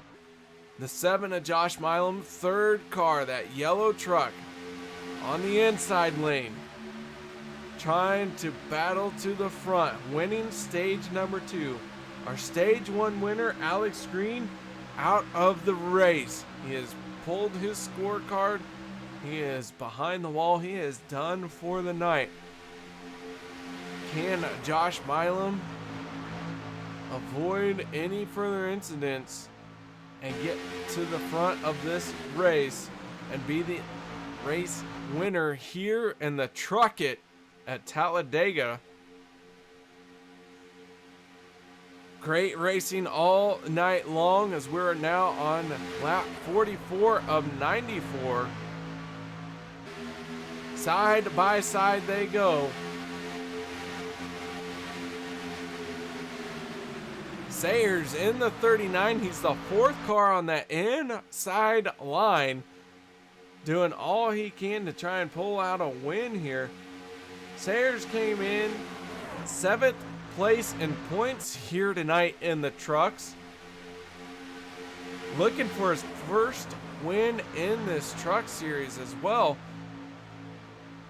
We got one up against the wall there that looked like the 17 machine of Tristan Walker. He's going to get it sorted. He's going to work with Landon Loper. And now he's going to move down in the middle. Loper going to stay on the high side, as it looks like Travis Elliott in the 51 going to join up with him, along with the 98 of Chris Roberge. 3 wide, down the backstretch they go.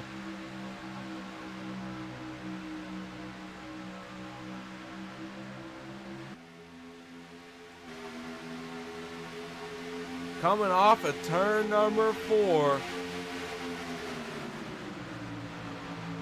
All of these drivers fighting to make a name for themselves, trying to earn a spot in the Monday Night League if they haven't already.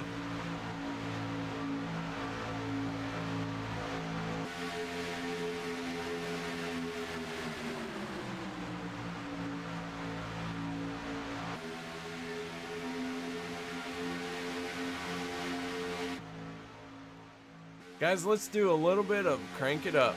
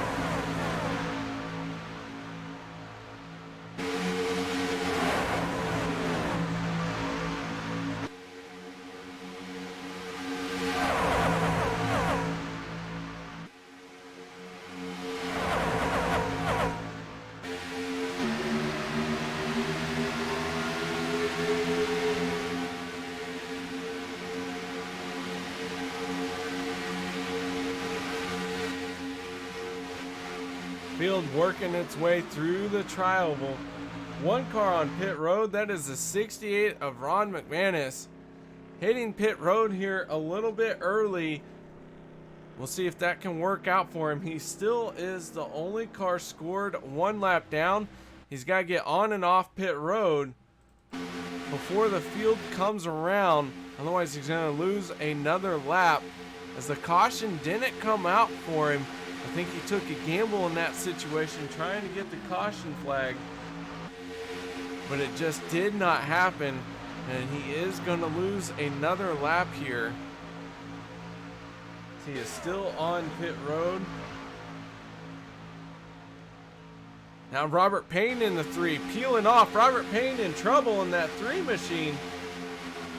Thought he was going to try and make a break for pit road.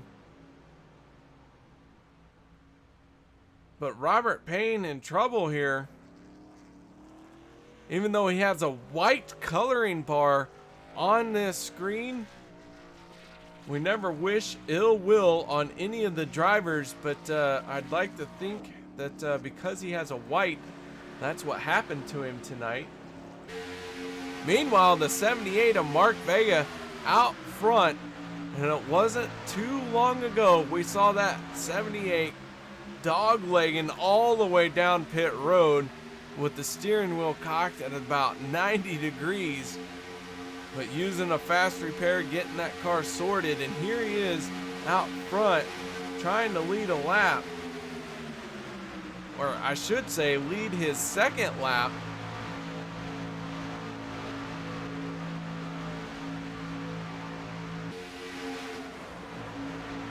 As Vega battling on that inside line. He's got some help from the 91 of Ernie Williams.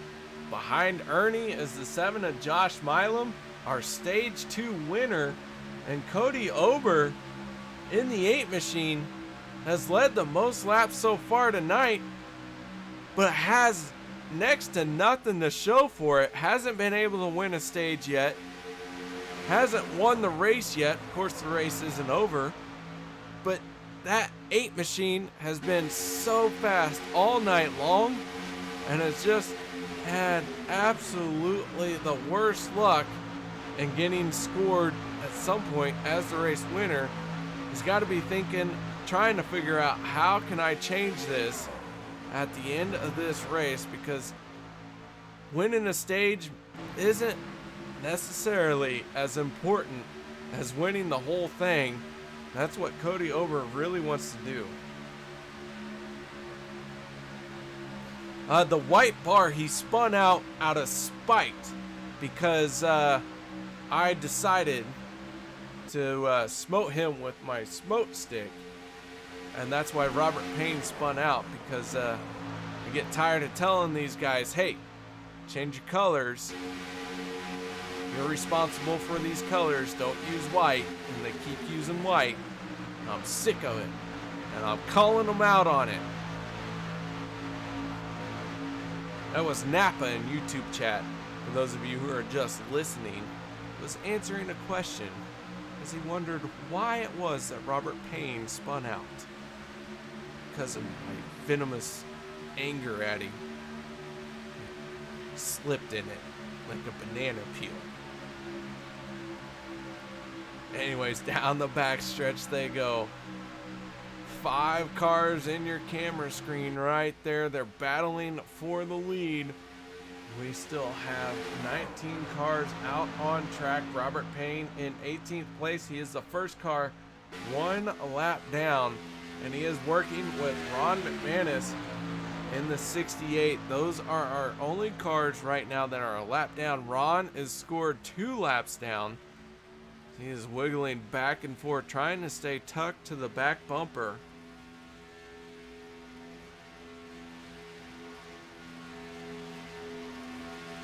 Yeah, Dale, don't worry. I won't hit you with my smoke stick as long as you abide by the broadcasting rules. You should be fine.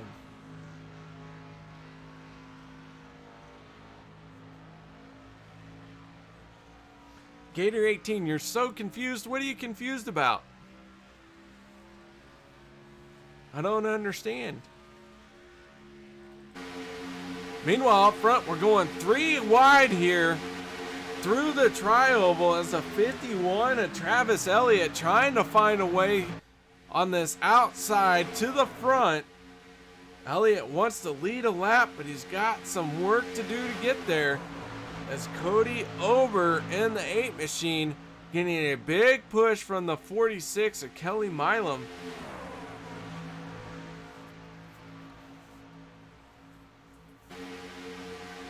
Down the backstretch we go, still side by side. Landon Loper pushing the 51 for all that he can.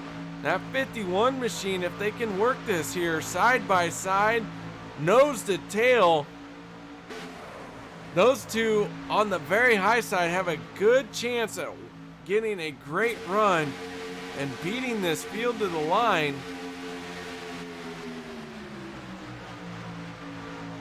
Yeah, Dale, I confuse people all the time. It's just what happens. But still side by side.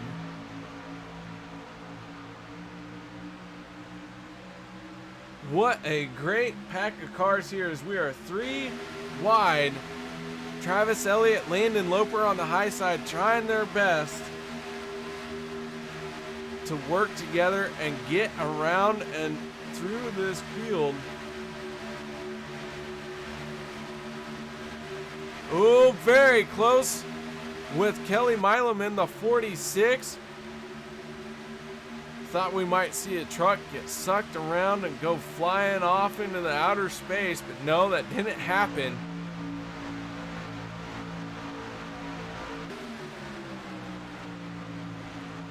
Across the stripe they go.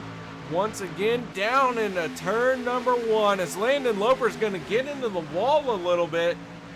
That is going to really hurt his momentum.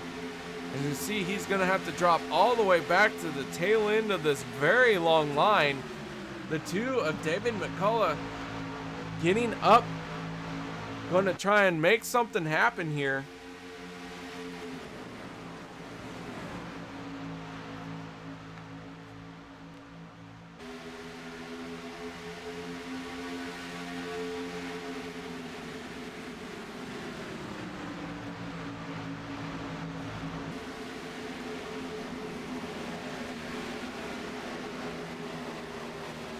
The yellow flag is out. Caution flag flying as we have several cars spinning and in trouble here. Richard Fletcher in the 43 going for a wild ride for a moment. So we go to our Maxspeedtv replay. We are on board with Richard Fletcher in the 43 machine. Pit stops happening. Richard has to check up, locks the brakes up, and gets a little shunt from behind.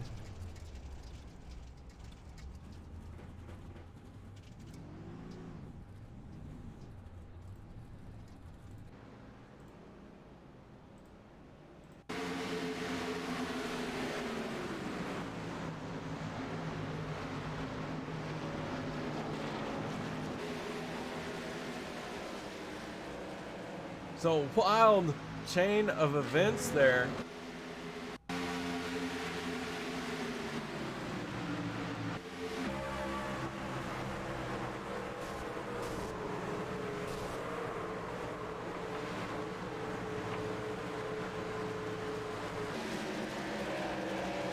Hard to describe everything we just saw in that situation.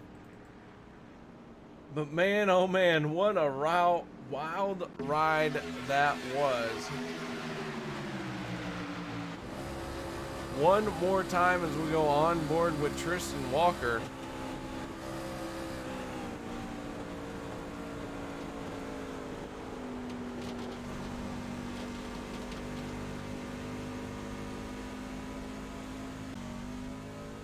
Tristan on pit road here.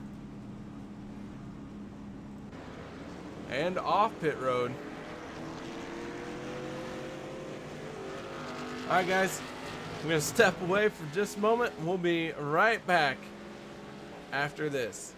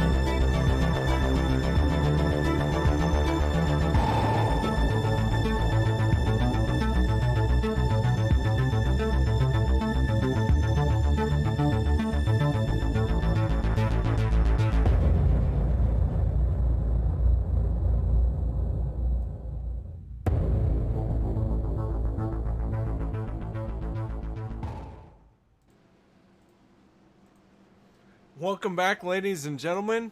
If you haven't done so yet, oh yeah, that's a great sound here tonight. So we're at Talladega, and a request coming in from YouTube chat to talk with Kelly Milam in the 46 machine. Kelly, can you tell us what you saw here that brought out this most recent caution?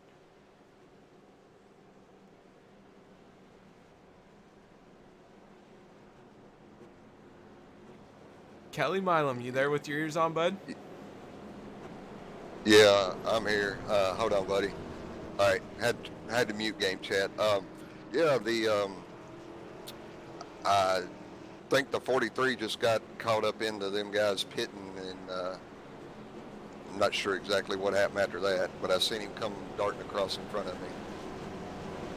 Well, so far your race has been pretty eventful, but that 46 machine so far has been a mainstay out front here.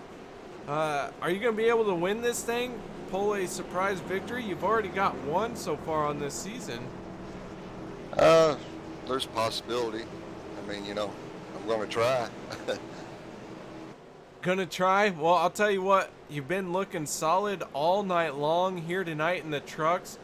A solid driver on the Monday night series as well. How does this Wednesday group compare to the Monday group? It's, well, you know, they're learning. Some of them are still learning and everything. And of course, you can see we've had a few cautions there before the first actual segment. So, you know, but it's racing. It's fun. I like it. All right, man. Well, thank you very much for taking the time to talk to us. Looks like you're behind the 7 of Josh Milam, father-son duo here. How much does that factor into your strategy? Oh yeah, I definitely, you know, we'll work together as much as possible, and if it comes down to it, I'll push him to the win. He doesn't have a win in this series. He actually hasn't raced it a whole bunch, so, you know, I'll push him there. Oh man, a proud moment for a papa seeing his son win a race. Oh yeah, definitely. All right, well, Kelly, thank you very much for taking the time to talk to us, and man, I hope to see you in victory lane here tonight. All right, thank you, man. That's the 46 machine, Kelly Milam, taking a moment to talk to us. So appreciative of that, Kelly, a man of many words here tonight. So the field works its way around. Under caution here, as you've seen, we have had several cautions. 2 of them have been stage-ending cautions.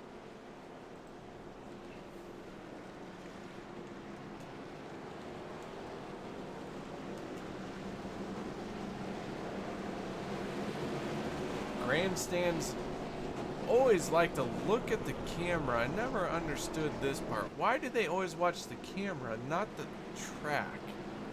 It's very weird.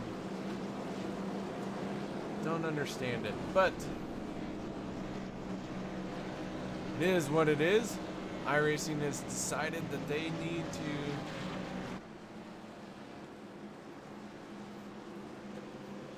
have a, I don't know, a crowd that faces the camera at all times. I don't know. Lights have gone out on the pace car. Field starting to form back up.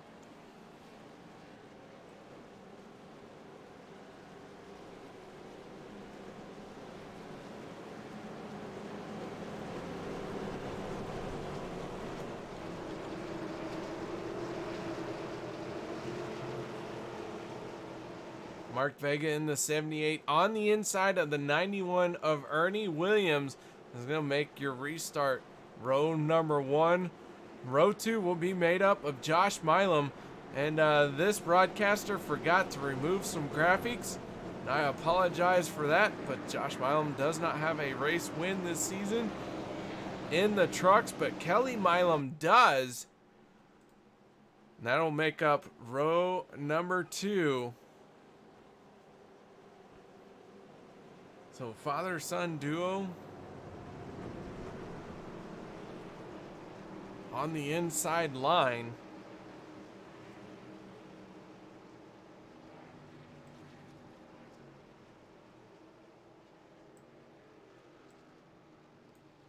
And I have a special guest in the broadcast booth with me.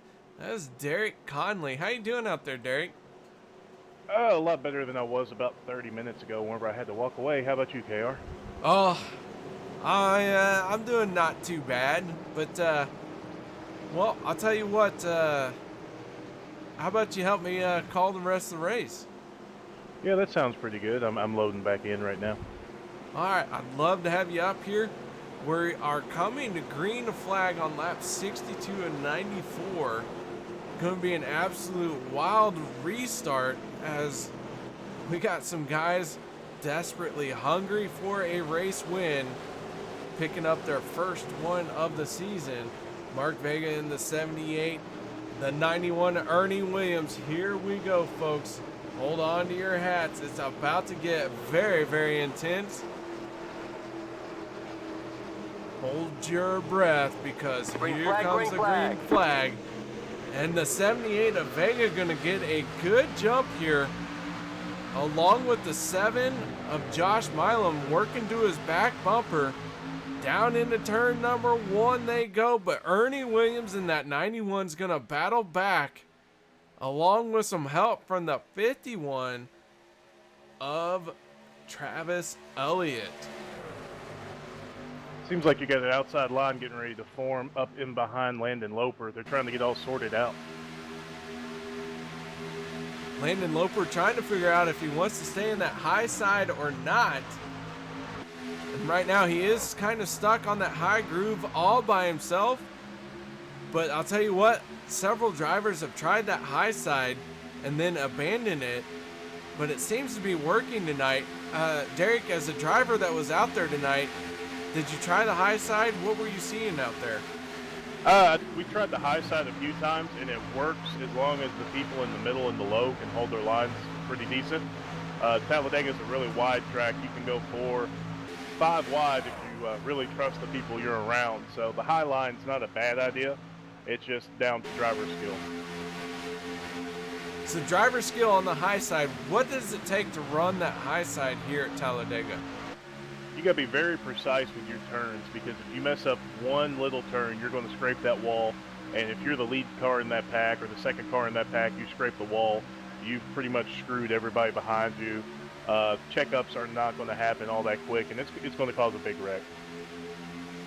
Speaking of causing a big wreck, we saw Landon Loper give a good shunt to Jacob Sayers in the middle of the corner. But those guys, all professional drivers, it seems, as they handled it very nicely. Everyone getting through that one very cleanly.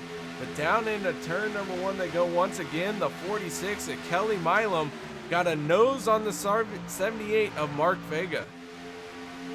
Yeah, see the 7, the 78, the 46, and the 91, they're all pretty well. They're going to work together. They're going to play nice.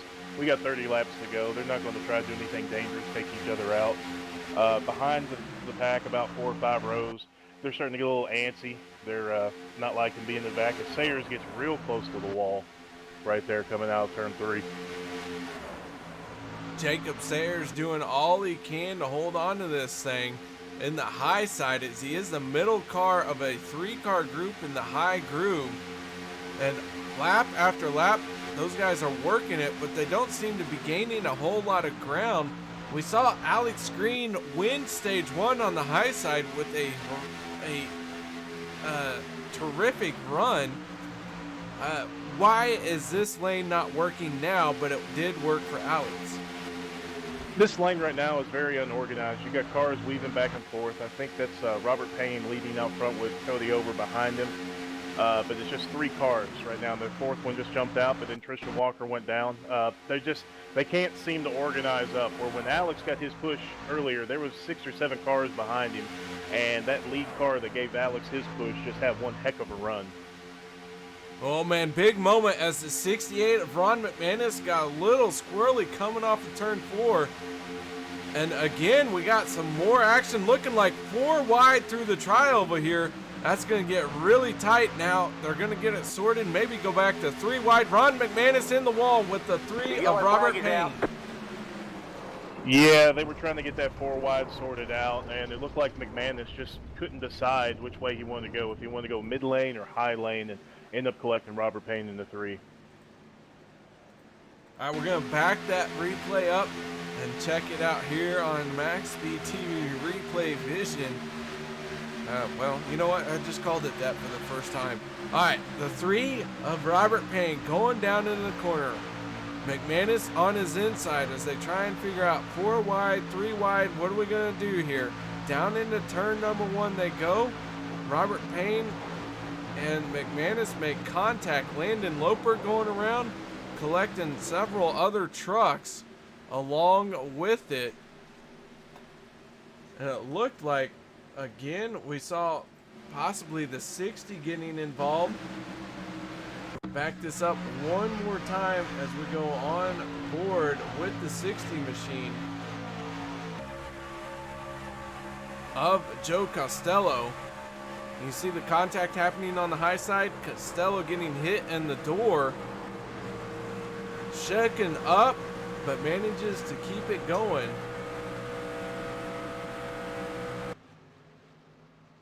Derek, another caution out here in the trucks, and another couple of good trucks really torn up. Yeah, it's really been a war of attrition tonight. We got a lot of really good drivers. They're normally up at the top of the packs. They're kind of out for the rest of the race, and they just keep on falling. But I mean that's why we do Super Speedway. We love it. It's kind of a chance that we take. You're running so close, so fast, and one wrong move breaks everything loose. Well, we're working lap 68 of 94. Our fuel run somewhere around 23 to 24 laps. Do you think we'll see everyone come down pit road here? Think here. I'm trying to think. We just probably did a 6-lap run.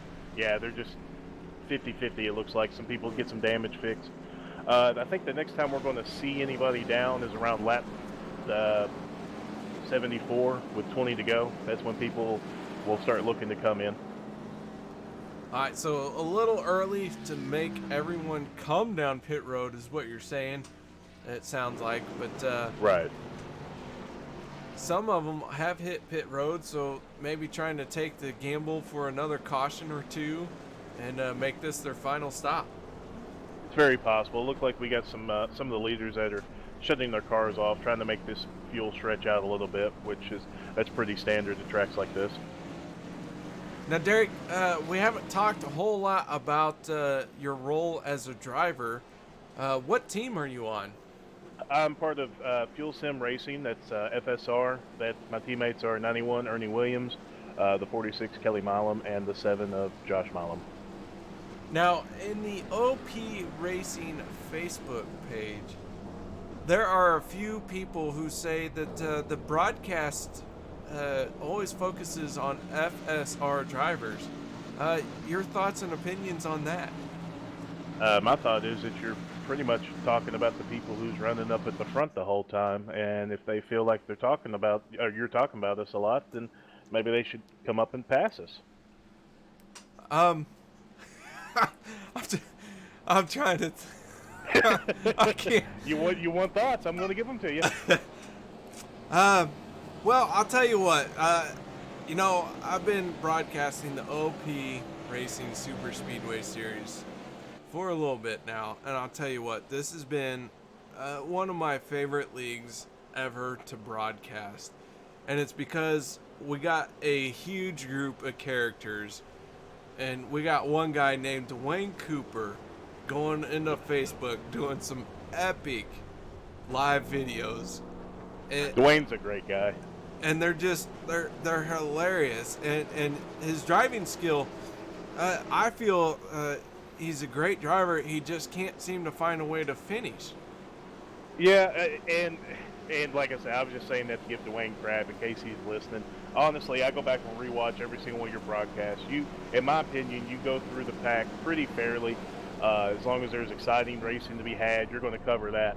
If there's, you know, a pack of 2 or 3, you're going to look at them, but you're not going to cover it like you are a pack of like 3 wide, you know, 4 rows deep.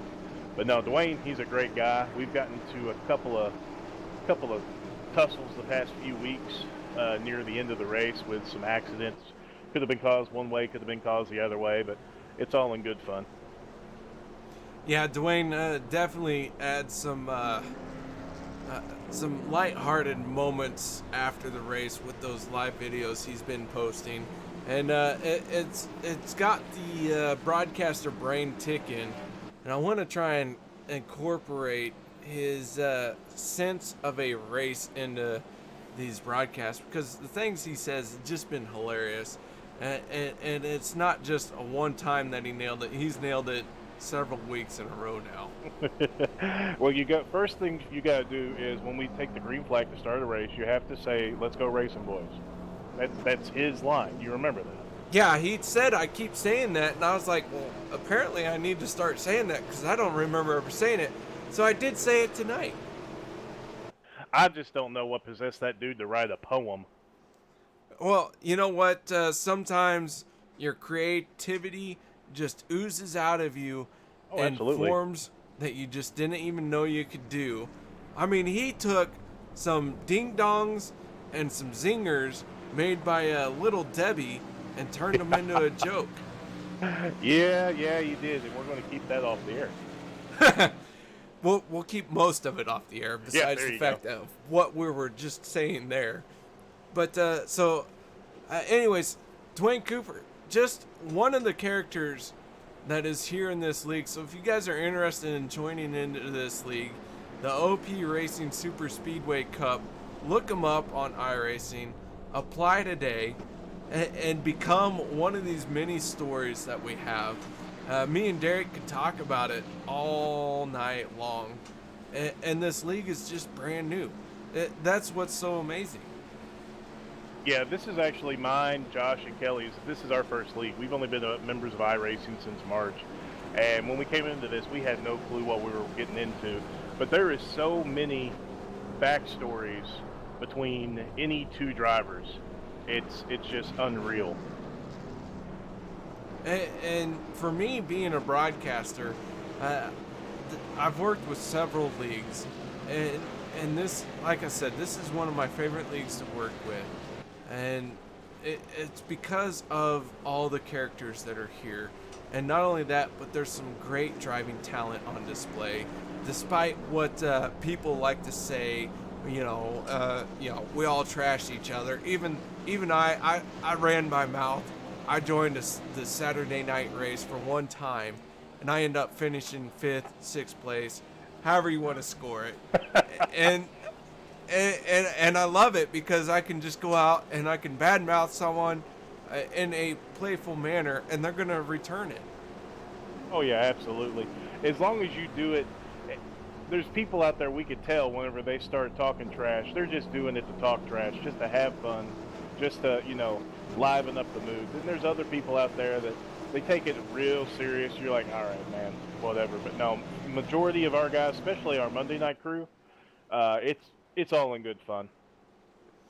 All right, well, Derek, the lights have gone out on the pace car. How about you stick around with me for a while, help me call this race till the end?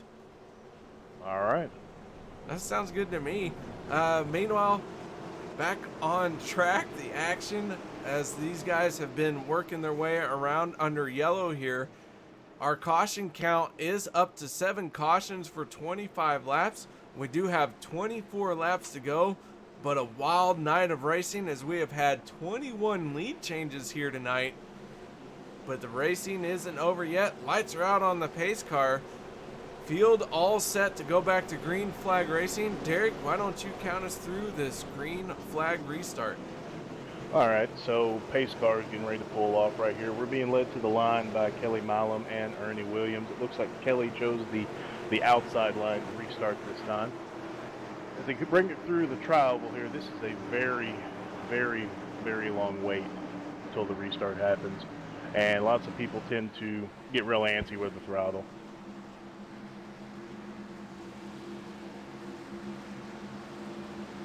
Green flag, green flag. All right, there it is. Green flag is out. Kelly getting a good jump over the 91 of Ernie Williams. Gonna dive down to the bottom there, slicing in front of Ernie Williams. So Kelly Milam onto the inside line. That's gonna leave Travis Elliott in that Mobil 1 white and red truck on the outside, but he's got some help from the 97 of Tanner Coster as they work their way down in the backstretch. Yeah, Kelly jumped down in front of Ernie. Now you've got Kelly, Ernie, and Josh hooked up on the bottom line. They're going to try to make this work all the way until the next set of green flag pit stops. But Travis is getting a big push from Tanner coming up on the outside with Christian coming in behind him, helping push up there. But then the bottom line just seems to bring it right back throughout the middle of the turn. It'll be interesting to see if Travis can get a good run on the outside coming to the start-finish line. The outside lane seems to work very well down the straightaways. The inside lane seems to work great through the corners. As a driver out there, what do you feel makes that happen? You hold that outside lane or middle lane, and you're able to carry a lot more speed, maybe 4 or 5 miles per hour sometimes, depending on the vehicle you're in. Now, through the turns, the inside line is definitely the quickest because it's the shortest path. But if you carry more speed and momentum through that middle and high line, you're going to be able to pick up more miles per hour down the back stretch or straight stretch, and that's how you're seeing these runs. A great explanation from a very well-worded driver. Not every race car driver has a great vocabulary as you do, Derek. How many walls have you avoided to maintain this vocabulary that you have? Not enough. Not enough. Yeah, see, that's why I realized at an early stage in my life, those walls are hard, no matter how fast you hit them. So yeah, especially if you're holding binoculars backwards. Yeah, but here we are at Talladega, getting into the final, looks like 20 laps here. So we're on lap 74 and 94. What a shot coming from Richard Fletcher to the 71 of Stephen Herrmann to push him up to Travis Elliott. It just didn't seem to work out, though, as they still fall back. But Richard Fletcher gave him one heck of a shot. That 43 machine got caught up in a couple of incidences earlier. He's still out there trucking along. We do have 17 cars out on the track, technically. The 98 Chris Roberge? Yes. Yep, good call there, Pierre. He is on pit road, has been on pit road for an extended amount of time. That will leave us with 16 cars out on track right now, with 16th place going to Ron McManus, who is 2 laps down once again. And Robert Payne in the 3 machine, he is 1 lap down. He is the first and only car 1 lap down. So Robert Payne in that 3 hoping for another yellow. Yeah, he'd be really happy to get that lucky dog. But what I'm looking at right now, and it seems to be working out, that 97 truck, he's kind of far behind the 2 of David McCullough, but he's the key to this dog holding these 2 packs together. If that 97 of Tanner Coster wasn't there, we would have 2 packs. We'd have the 2x2 packs starting with Travis Elliott, and then we'd have the single pack of 4 of Kelly Milam, Ernie Williams, Josh Milam, and David McCullough breaking away. Tanner in that 97 machine, as we are on board looking out the back side of him, you can see the field, that hungry field of drivers trying to take Tanner's spot. But Tanner, right now, he is running 5th, as we got several drivers breaking away from pit road here. Yep, green flag stops seem to be on the way right now with 19 to go. We got 1 in the wall. It looks like the 39 of Jacob Sayers having a situation trying to get onto pit road. Yeah, he's got the whole front end caved in. I'm hoping he's kept a fast repair in his back pocket for instances like this. With 18 to go, it's not a good, and it looks like Tristan Walker has missed his entire pit stall. As a driver, how hard is it to come down pit road and hit your pit box here at Talladega after going nearly 200 miles an hour? That's all dependent upon how many people come down with you. If it's just 4 or 5, it's not that hard. Luckily, as opposed to real life where you have to use hand signals and have your spotter run back and forth, we get the luxury of being able to directly communicate with the drivers. So if you're smart, you organize your pit stops coming out of turn 2, you call it out, you start saying, I'm going to go high, you're going to go to the wall, you're going to go middle, and you should be able to hit it just fine. The problem is whenever 2 or 3 people call it, a few other people don't call it, and then everybody makes a mad dash for it, and they're all trying to fit in the same hole. All right, we got another group of drivers on pit road. Robert Payne in the 3 and Bob in the 5. But meanwhile, Kelly Milam in the 46. He's still out front leading this thing. And only a matter of time before he hits pit road. Yeah, I'm trying to see. They're all single filed out. They're probably going to push maybe a couple more laps. I could be wrong. I'm not in the comms with them. But they're going to try to push as far as they can. The plan is to get as many people a lap down. That way they don't have to worry about pushing it as hard whenever they come back out into the track. What advantage do you have putting drivers a lap down versus saying pitting a little bit early and not being on pit road for as long of a time because your fuel tank is a little bit fuller? Well, if you put people a lap down, this is a strategy right here that we use for what we expect are going to be long green flag runs. So if we can put as many people a lap down as possible, then whenever we come into pit, we don't have to worry about whenever they come by and pass us. They're a lap down, they're just getting their lap back. That gives us time to get up to speed as FSR all takes to pit road, and they are followed by almost everybody else behind them. Several drivers hitting the pit lane here. A lot of drivers getting on very cleanly this time. And a big group of drivers. How important is it to group up and work together here on pit road? Oh, you absolutely have to group up and work together on pit road. You have to come out with at least, if you got a pack of 4 people out there, you need to come out with at least 3 people to even have a chance of getting up to speed before they go by you. Drafting here is so important, and whenever you see somebody hitting pit road by themselves, it's usually because they have a problem or they pushed it way too far and absolutely cannot make it. Speaking of, Stephen Herrmann, he is our new race leader in that 71 machine. Last time he was on pit road was 12 laps ago, and it looks like he might be thinking about trying to make it to the end of this thing or hoping for a caution. It's going to be a stretch for him, though. Yeah, he's going to have to definitely draft behind people. Right now, Stephen Herrmann has a 54-second lead in front of second place Ernie Williams and third place Josh Milam.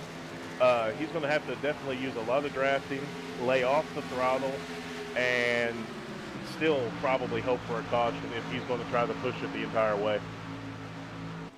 So a little bit of a different pit strategy here for Stephen Herrmann, trying to make something happen. If he can make this work, he'd be picking up his first win of the season here in the trucks. But man, this is a long gamble. But here in a super speedway, a gamble like this could play off and make you appear to be a genius. Oh, absolutely, and that's what you do. If you gamble and you lose, well, everybody said, well, that was a gamble. But if you gamble and you win, everybody's like, wow. And they want to know exactly, how much fuel you had at what lap. They want to know exactly how you did it. That way they can do it again. Yeah, so Stephen Herrmann, our new race leader, I shouldn't necessarily say new, as he has led 3 laps now here tonight. But working his way through, he does have a group of trucks in front of him that he is drafting off of. In the draft versus being out front, how much fuel can a person expect to save? With our limited fuel cell, we got 9.3 gallons or 9.4 gallons in our fuel cells.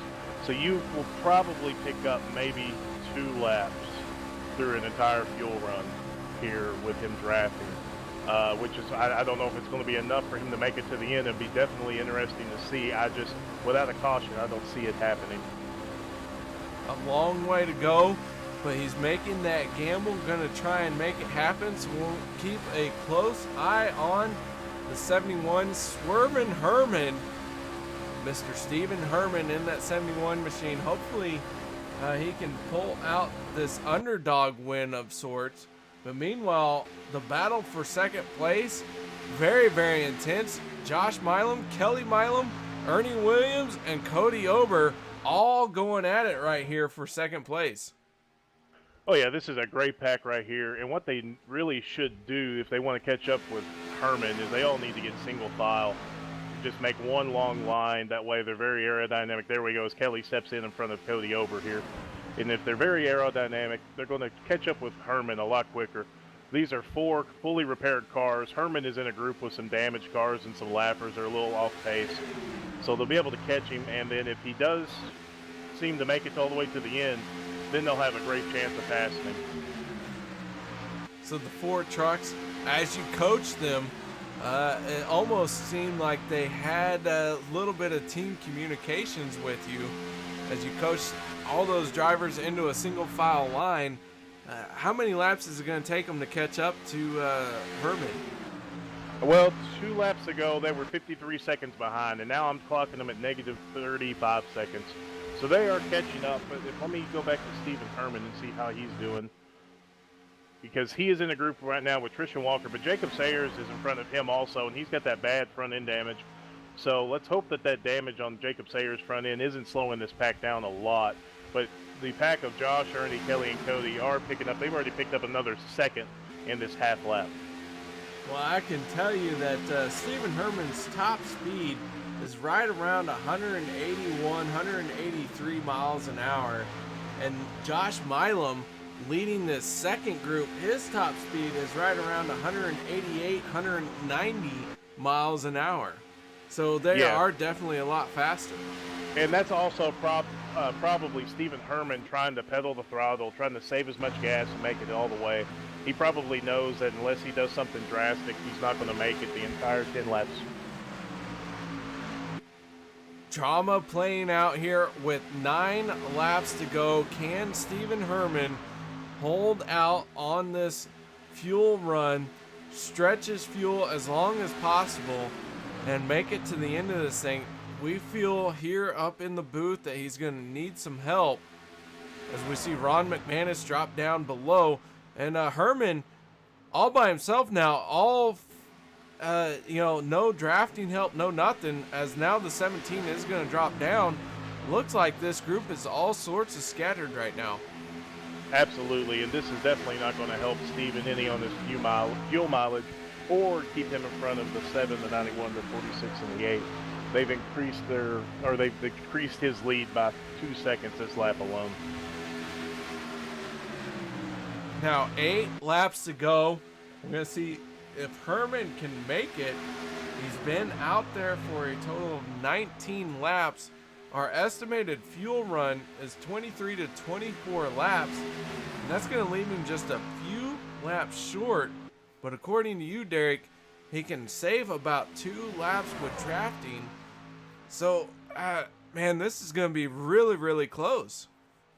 It's going to be close, but honestly, I think about 6 to go or 5 to go, he's either going to run out or he's going to have to pit. I just don't see him being able to save enough. All right, well, Stephen Herrmann, 71, giving it a good run here, doing all he can to hang out at front, hope for a caution, because he's pretty much going to need a caution really to make it to the end of this thing. But all you can do is lead as many laps as you can and hope your chips fall in your favor.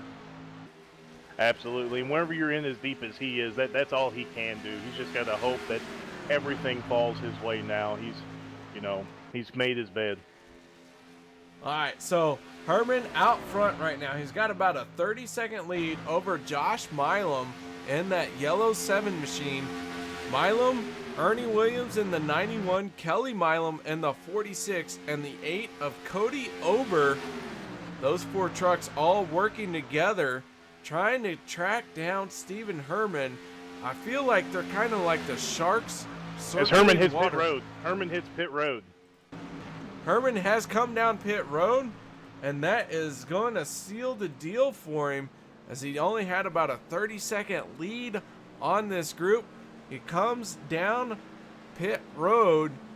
He's got to make a good pit stop, a little bit of splash and go here, cannot overshoot his box, and that is, he undershot his box. And meanwhile, Joshua Milam and the rest of them are going to come by. They're going to get by him and leave him on pit road. Yeah, he stretched out. He played his card, and it was a great strategy to do, especially if there wasn't a set of green flag stops. But the problem with green flag stops, especially with as few cars that they have on the track now, it's really hard to get that caution that you need to make that strategy work. Green flag stops really spread out the field. All right, so Josh Milam, please ignore that he has a race win this season, as I forgot to reset a lot of this stuff. Broadcaster failed, Derek. Don't worry about it. It happens. But Josh Milam, he is leading this thing. He is trying to pick up his first win of the season. And he's in position to do it, but 91 to Ernie Williams, he wants a win. In fact, he wants to make it 3 wins this season. Yeah, Ernie Williams, he's as far as I can remember, he's the only one with 2 wins in the Truck Series. As you see Cody Over getting ready to pass Kelly Milam, but they are really dropping off in this pack of the 7 and the 91 as they're racing back in for 3rd and 4th.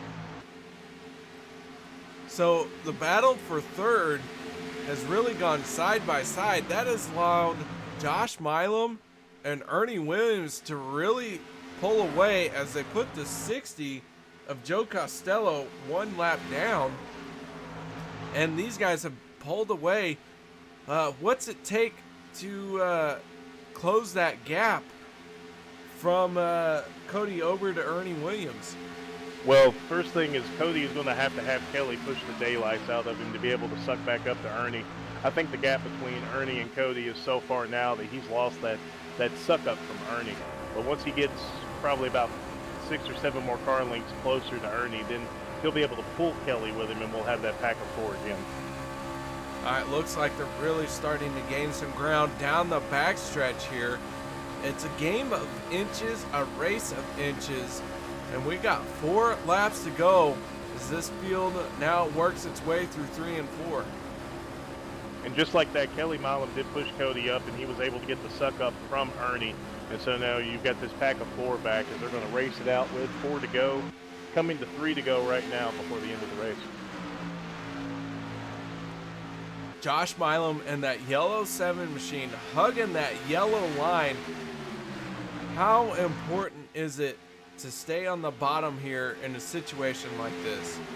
You want to stay on the bottom because right now Josh has everybody behind him. If he does not hug that yellow line, if he comes up, Ernie can stick a nose down there and nobody could go with Josh, and Josh will get shuffled all the way back to 4th. If Ernie wants to pass Josh, he's going to have to take the entire train with him 1 lane higher, which may or may not happen. If you're the one that steps out of the line, you're usually the one that gets shuffled. So what you're saying is you have to pick your right moment to step out of line if you're not the leader. And if you are the leader, you have to pick the right moment to block the right car. Exactly. Ernie right here, his best bet, as close as he is to Josh, is just to tuck in behind Josh. Make sure that Ober and Milam stay behind him and wait until about turn 4. That would be the best bet with Ernie Williams if he wants to get around Josh for this win. All right, 2 laps to go. Josh Milam hungry for his first win here in this league on Wednesday night. Ernie Williams, he wants his 3rd win. Kelly Milam wants a 2nd win. And Cody Ober doing all he can to mess up all of those plans. And we'll see what's going to happen. It's going to be a very intense race here in the final lap. We're coming to 1 to go at the line here. It's going to be very intense. I can see 3 wide, maybe 4 wide coming up here. All right, as a driver, when do you start making your move? Well, I'll tell you what, Cody Ober's decided now's the time to do it. Yeah, with Cody being in the 3rd spot, he's got to start making a move. He's got to see who's going to go with him. He's got to test the waters out. Like I said with Ernie, his best spot coming from second would be to wait until turn 4. But Cody and Kelly, they've got to see what they can do right now. All right, down the backstretch we go. 2 cars side by side. We got a group of 4. All of these drivers trying to work their way to victory lane. But before they get there, they got to work through 3 and 4. As Cody Ober on the outside in the 8 machine. Josh Milam on the 7 on the inside. They got a good run here with the 7 and the 91. Down the front stretch they come. Here they come through the tri-oval. Josh Milam has a good lead over the rest of the pack. And it looks like Milam is going to pick up his first win of the season here in the Opie Racing Superspeedway Truck It at Talladega. That was some pretty good racing. I would have loved to have seen Cody be able to be a little bit closer whenever they came up. Maybe Kelly tried to go around Cody and Ernie tried to go around Josh. I would have loved to have seen a 4-wide finish there. I mean, that would have been awesome. Nonetheless, still a spectacular finish there at the end. So guys, we're going to step away. We'll set up our post-race show and we'll be right back after this.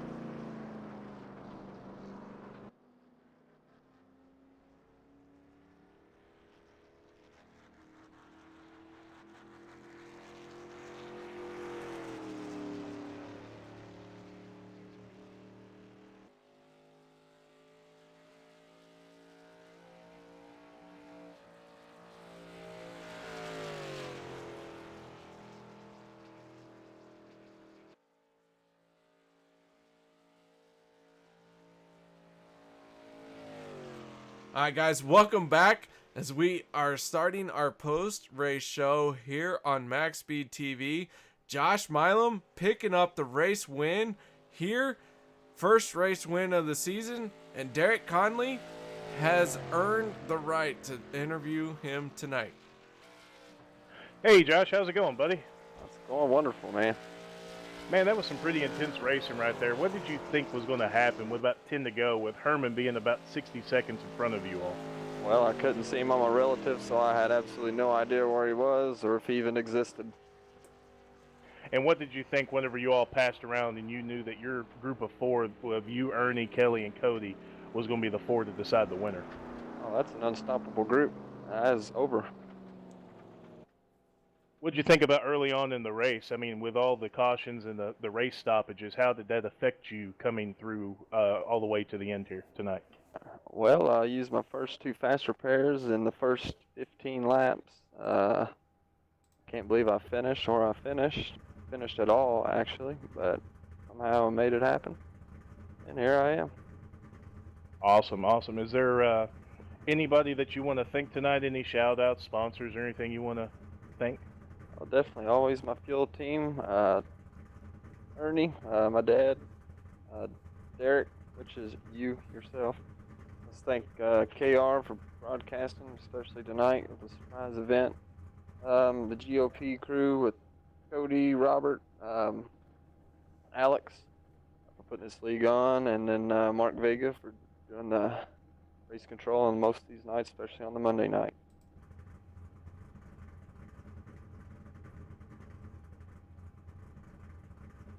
All right, Josh, thank you very much. That is our race winner, Josh Milam. But now we're going to move on to our second place finisher. That was Ernie Williams in the 91 machine. Ernie, tell us a little bit about the race that you had out there tonight and what all it took for you to finish out here in second place. Started off weird, man. I qualified in the middle of the pack, which is kind of unusual. I just didn't get a lot of practice time, man, come in late. But I had to use a fast repair early, and I saved gas one pit stop, and we didn't pit, and a lot of guys did, and that put us up front. And once all me, Josh, and Kelly got up front, we pretty much stayed up front all the last, I'd say at least 2/3 of the race, I'd say close to that, and just stayed out of the trouble. Well, in the truck series, you have 2 wins so far this season. You fall a little bit short here tonight, but for the rest of the season, what do you think your chances are of winning 3, maybe even 4 races?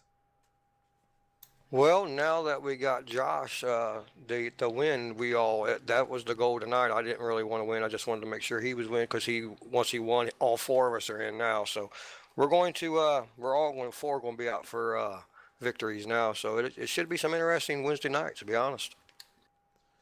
All right, Ernie. Well, man, congratulations on your second place finish. While you have a microphone in your ears, face, mouth, whatever you want to say. Any shout outs, thank yous, sponsors you would like to mention? Gotcha. Yeah, I'd like to thank FSR and Derek for the paint schemes they puts on the vehicles, and I appreciate them boys letting me come in and join the team as always. And of course, you guys for broadcasting the races for us, man. We love it. It makes it exciting when we know when you're up on the mic and broadcasting races. It gets people excited. All right, that is Ernie Williams, the driver of the 91 truck, finishing second out here tonight. But our third place finisher, Cody Ober, is going to be taken away by Derek Conley. Cody, it wasn't the finish that you were really looking for tonight, but how do you feel considering how the race went with the cautions and the accidents and the way things have gone in the past? Yeah, I definitely wanted the win to stop the streak by FSR, but I'll take third. It was an up and down day. I led almost every single lap of the first stage, and then I got it stolen from me by my teammate, which, I mean, if anybody's going to steal it, I'd rather one of my teammates steal it. But then I came in second on the second stage, and then I was going to try my best to win it, but I guess I bumped Josh coming out of turn 3 and 4, or coming out of turn 4, and I guess that lost me momentum and couldn't quite pull it off. What was going through your head after that last run of green flag stops whenever Stephen Herrmann was out there trying to make it on fuel? Did you ever think for a second that he might be able to make it? Did you hope that maybe y'all would catch up? What was going through your head on that? I was just hoping, I was just trying to stay in the line and see how high we could get, or how fast we could catch him. And then once he pitted, I mean, obviously we went 1, 2, 3, and 4, and yeah. Then I knew that I was in for a battle because it was 3 teammates and then me. But I want to thank Kelly for helping push me. I didn't expect it, but it was nice. Yeah, I was getting ready to ask you. Your teammates ended up exiting the race really early. Did that hurt you any going forward throughout the race, especially with the last whenever Robert Payne was exiting the race? No, I'll work with anybody to try to get myself up through the field. So, I mean, it hurt a little bit, but I was just trying to work with whoever I could work with now that I had no teammates in the race. But it all worked out in the end, so it wasn't too bad. Gotcha. Well, is there anybody that you want to thank? Any sponsors or anything like that? I want to thank KR for broadcasting. I had no idea he was going to broadcast this race, so thank you for that. I want to thank Jacob for actually getting it all together and getting this broadcasted. That was really cool and a great surprise. I want to thank Kelly and the other ones for racing hard but clean, and Kelly for pushing me and trying to get me that win. Yeah. All right, that is Cody Ober and the 8 Machine with Derek Conley on the microphone giving us a great play-by-play all night tonight. And Derek, I appreciate you joining me here kind of last minute on tonight's race. And you know what? Just a few things left, but before we get to the results, Derek, what do you think of tonight's racing? The beginning of the race was very rough, and that's coming from watching it and from being out in the middle of it.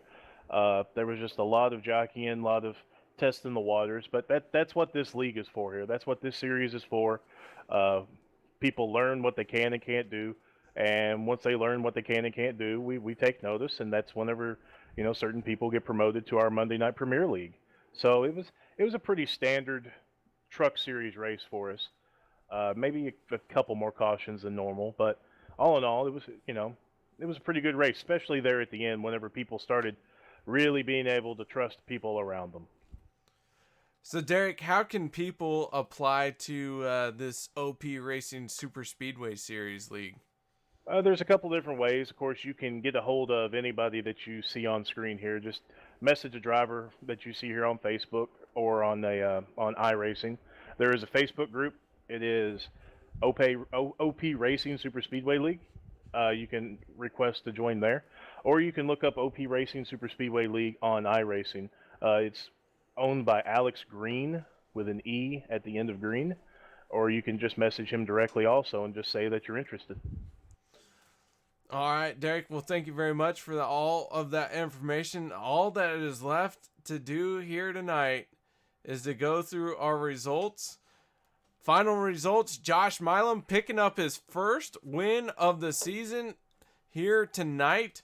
Ernie Williams finishing second. Third place going to Cody Ober, who we talked to all three of those drivers. Kelly Milam finishing fourth.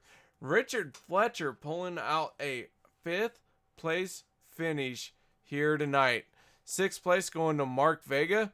Seventh place in the 97 machine going to Tanner Coster. Travis Elliott finishing 8th. 9th place going to Tristan Walker. 10th is Stephen Herrmann. Jacob Sayers will finish in 11th place. 12th going to Bob LaCavara.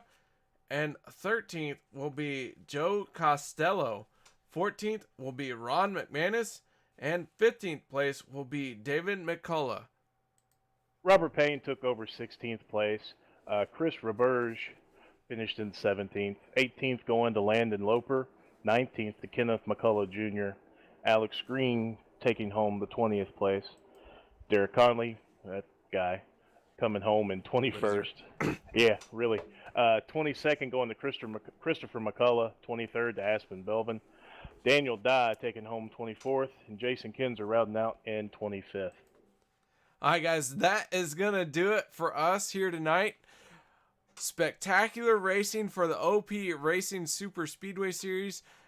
This was one of the feeder series. If you would like to join in on these guys who are broadcasted Monday nights on Maxspeedtv, make sure you apply. As Derek said, many ways to do it. So, guys, thank you very much for joining me. Derek, thank you for joining me in the broadcast booth. It's been a pleasure. And thanks for having me. Final send-off? Lick it, send it.